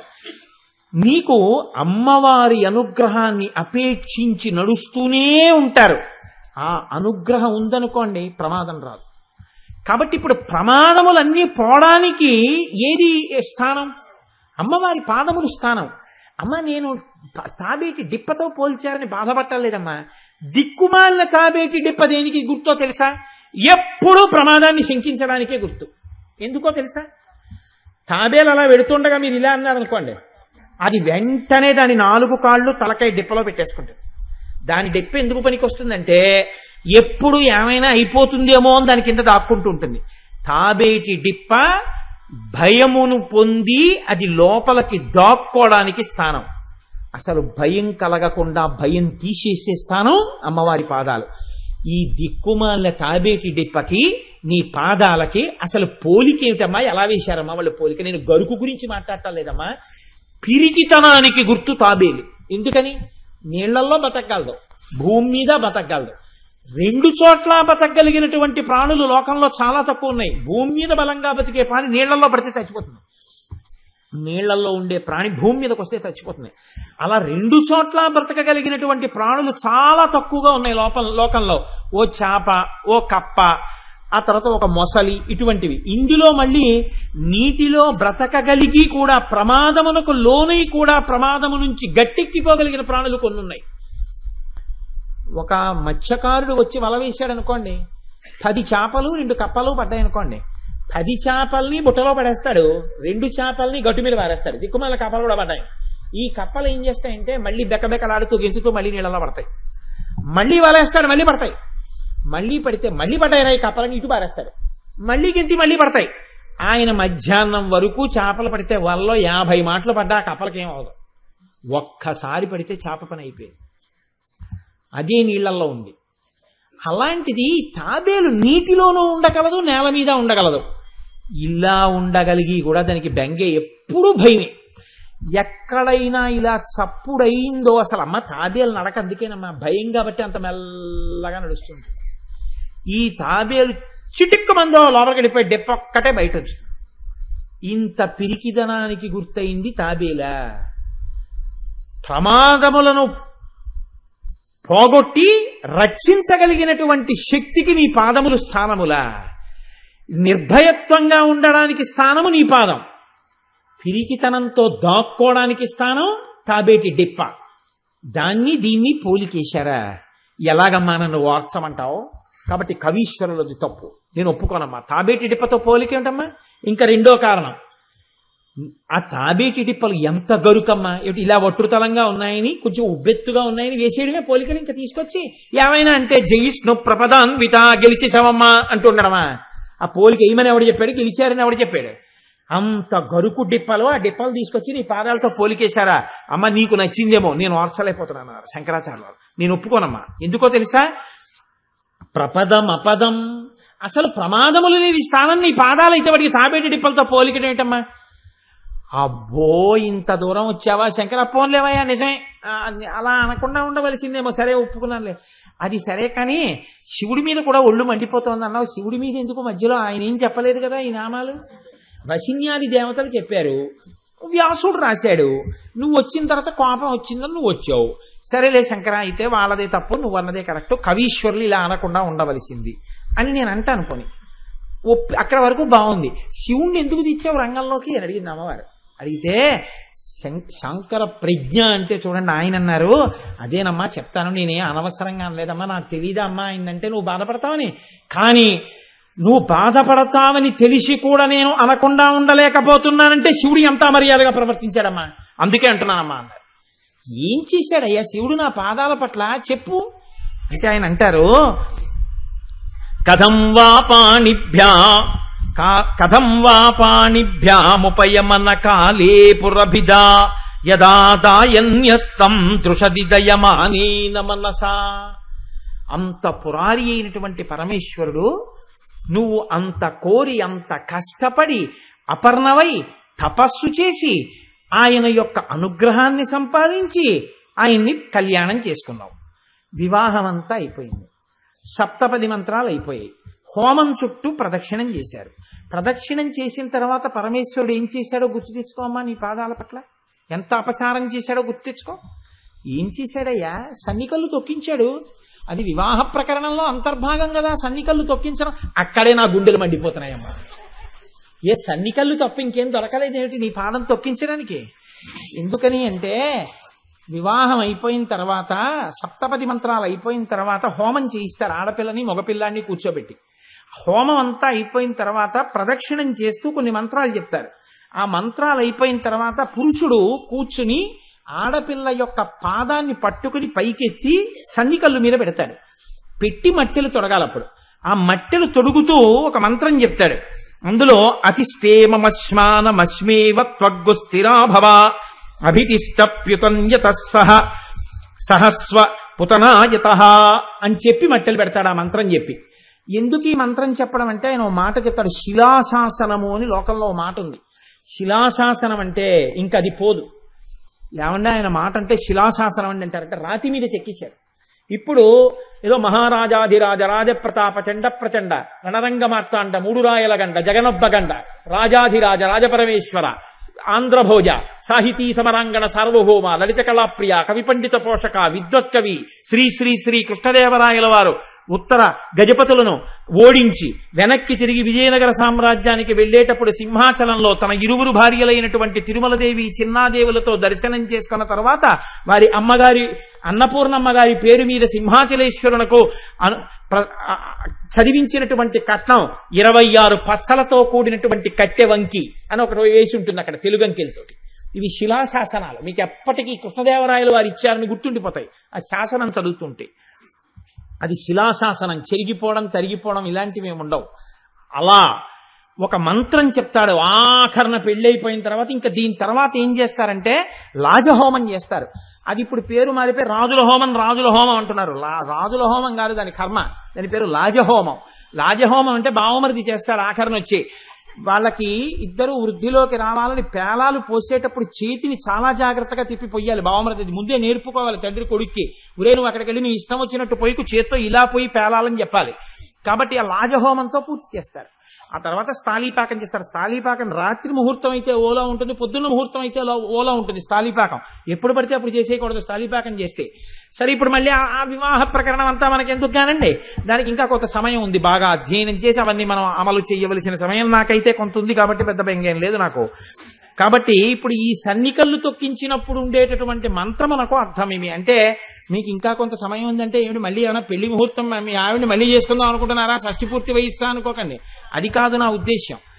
నా పెళ్లి ఎప్పుడో అయిపోయింది, నా బిడ్డ పెళ్లి గురించి నేను మాట్లాడుతున్నాను. ఈ మగపిల్లవాడి పెళ్లి చేసేటప్పుడు చేసేది ఏమి ఉండదండి. నా బుర్ర ఏముంటుంది, స్నాతకం ఒకటే చేస్తాడంతే, ఇంకా ఆయన చేయడానికి ఏమి ఉండదు అక్కడ. అసలు నిజంగా జీవితంలో ఆనందపడిపోయి పెళ్లి అని పొంగిపోయి అన్నీ చేసి తరించిపోవడానికి అవకాశం ఎప్పుడు ఉంటుందంటే ఆడపిల్ల తండ్రిగా ఉంటేనే ఉంటుంది.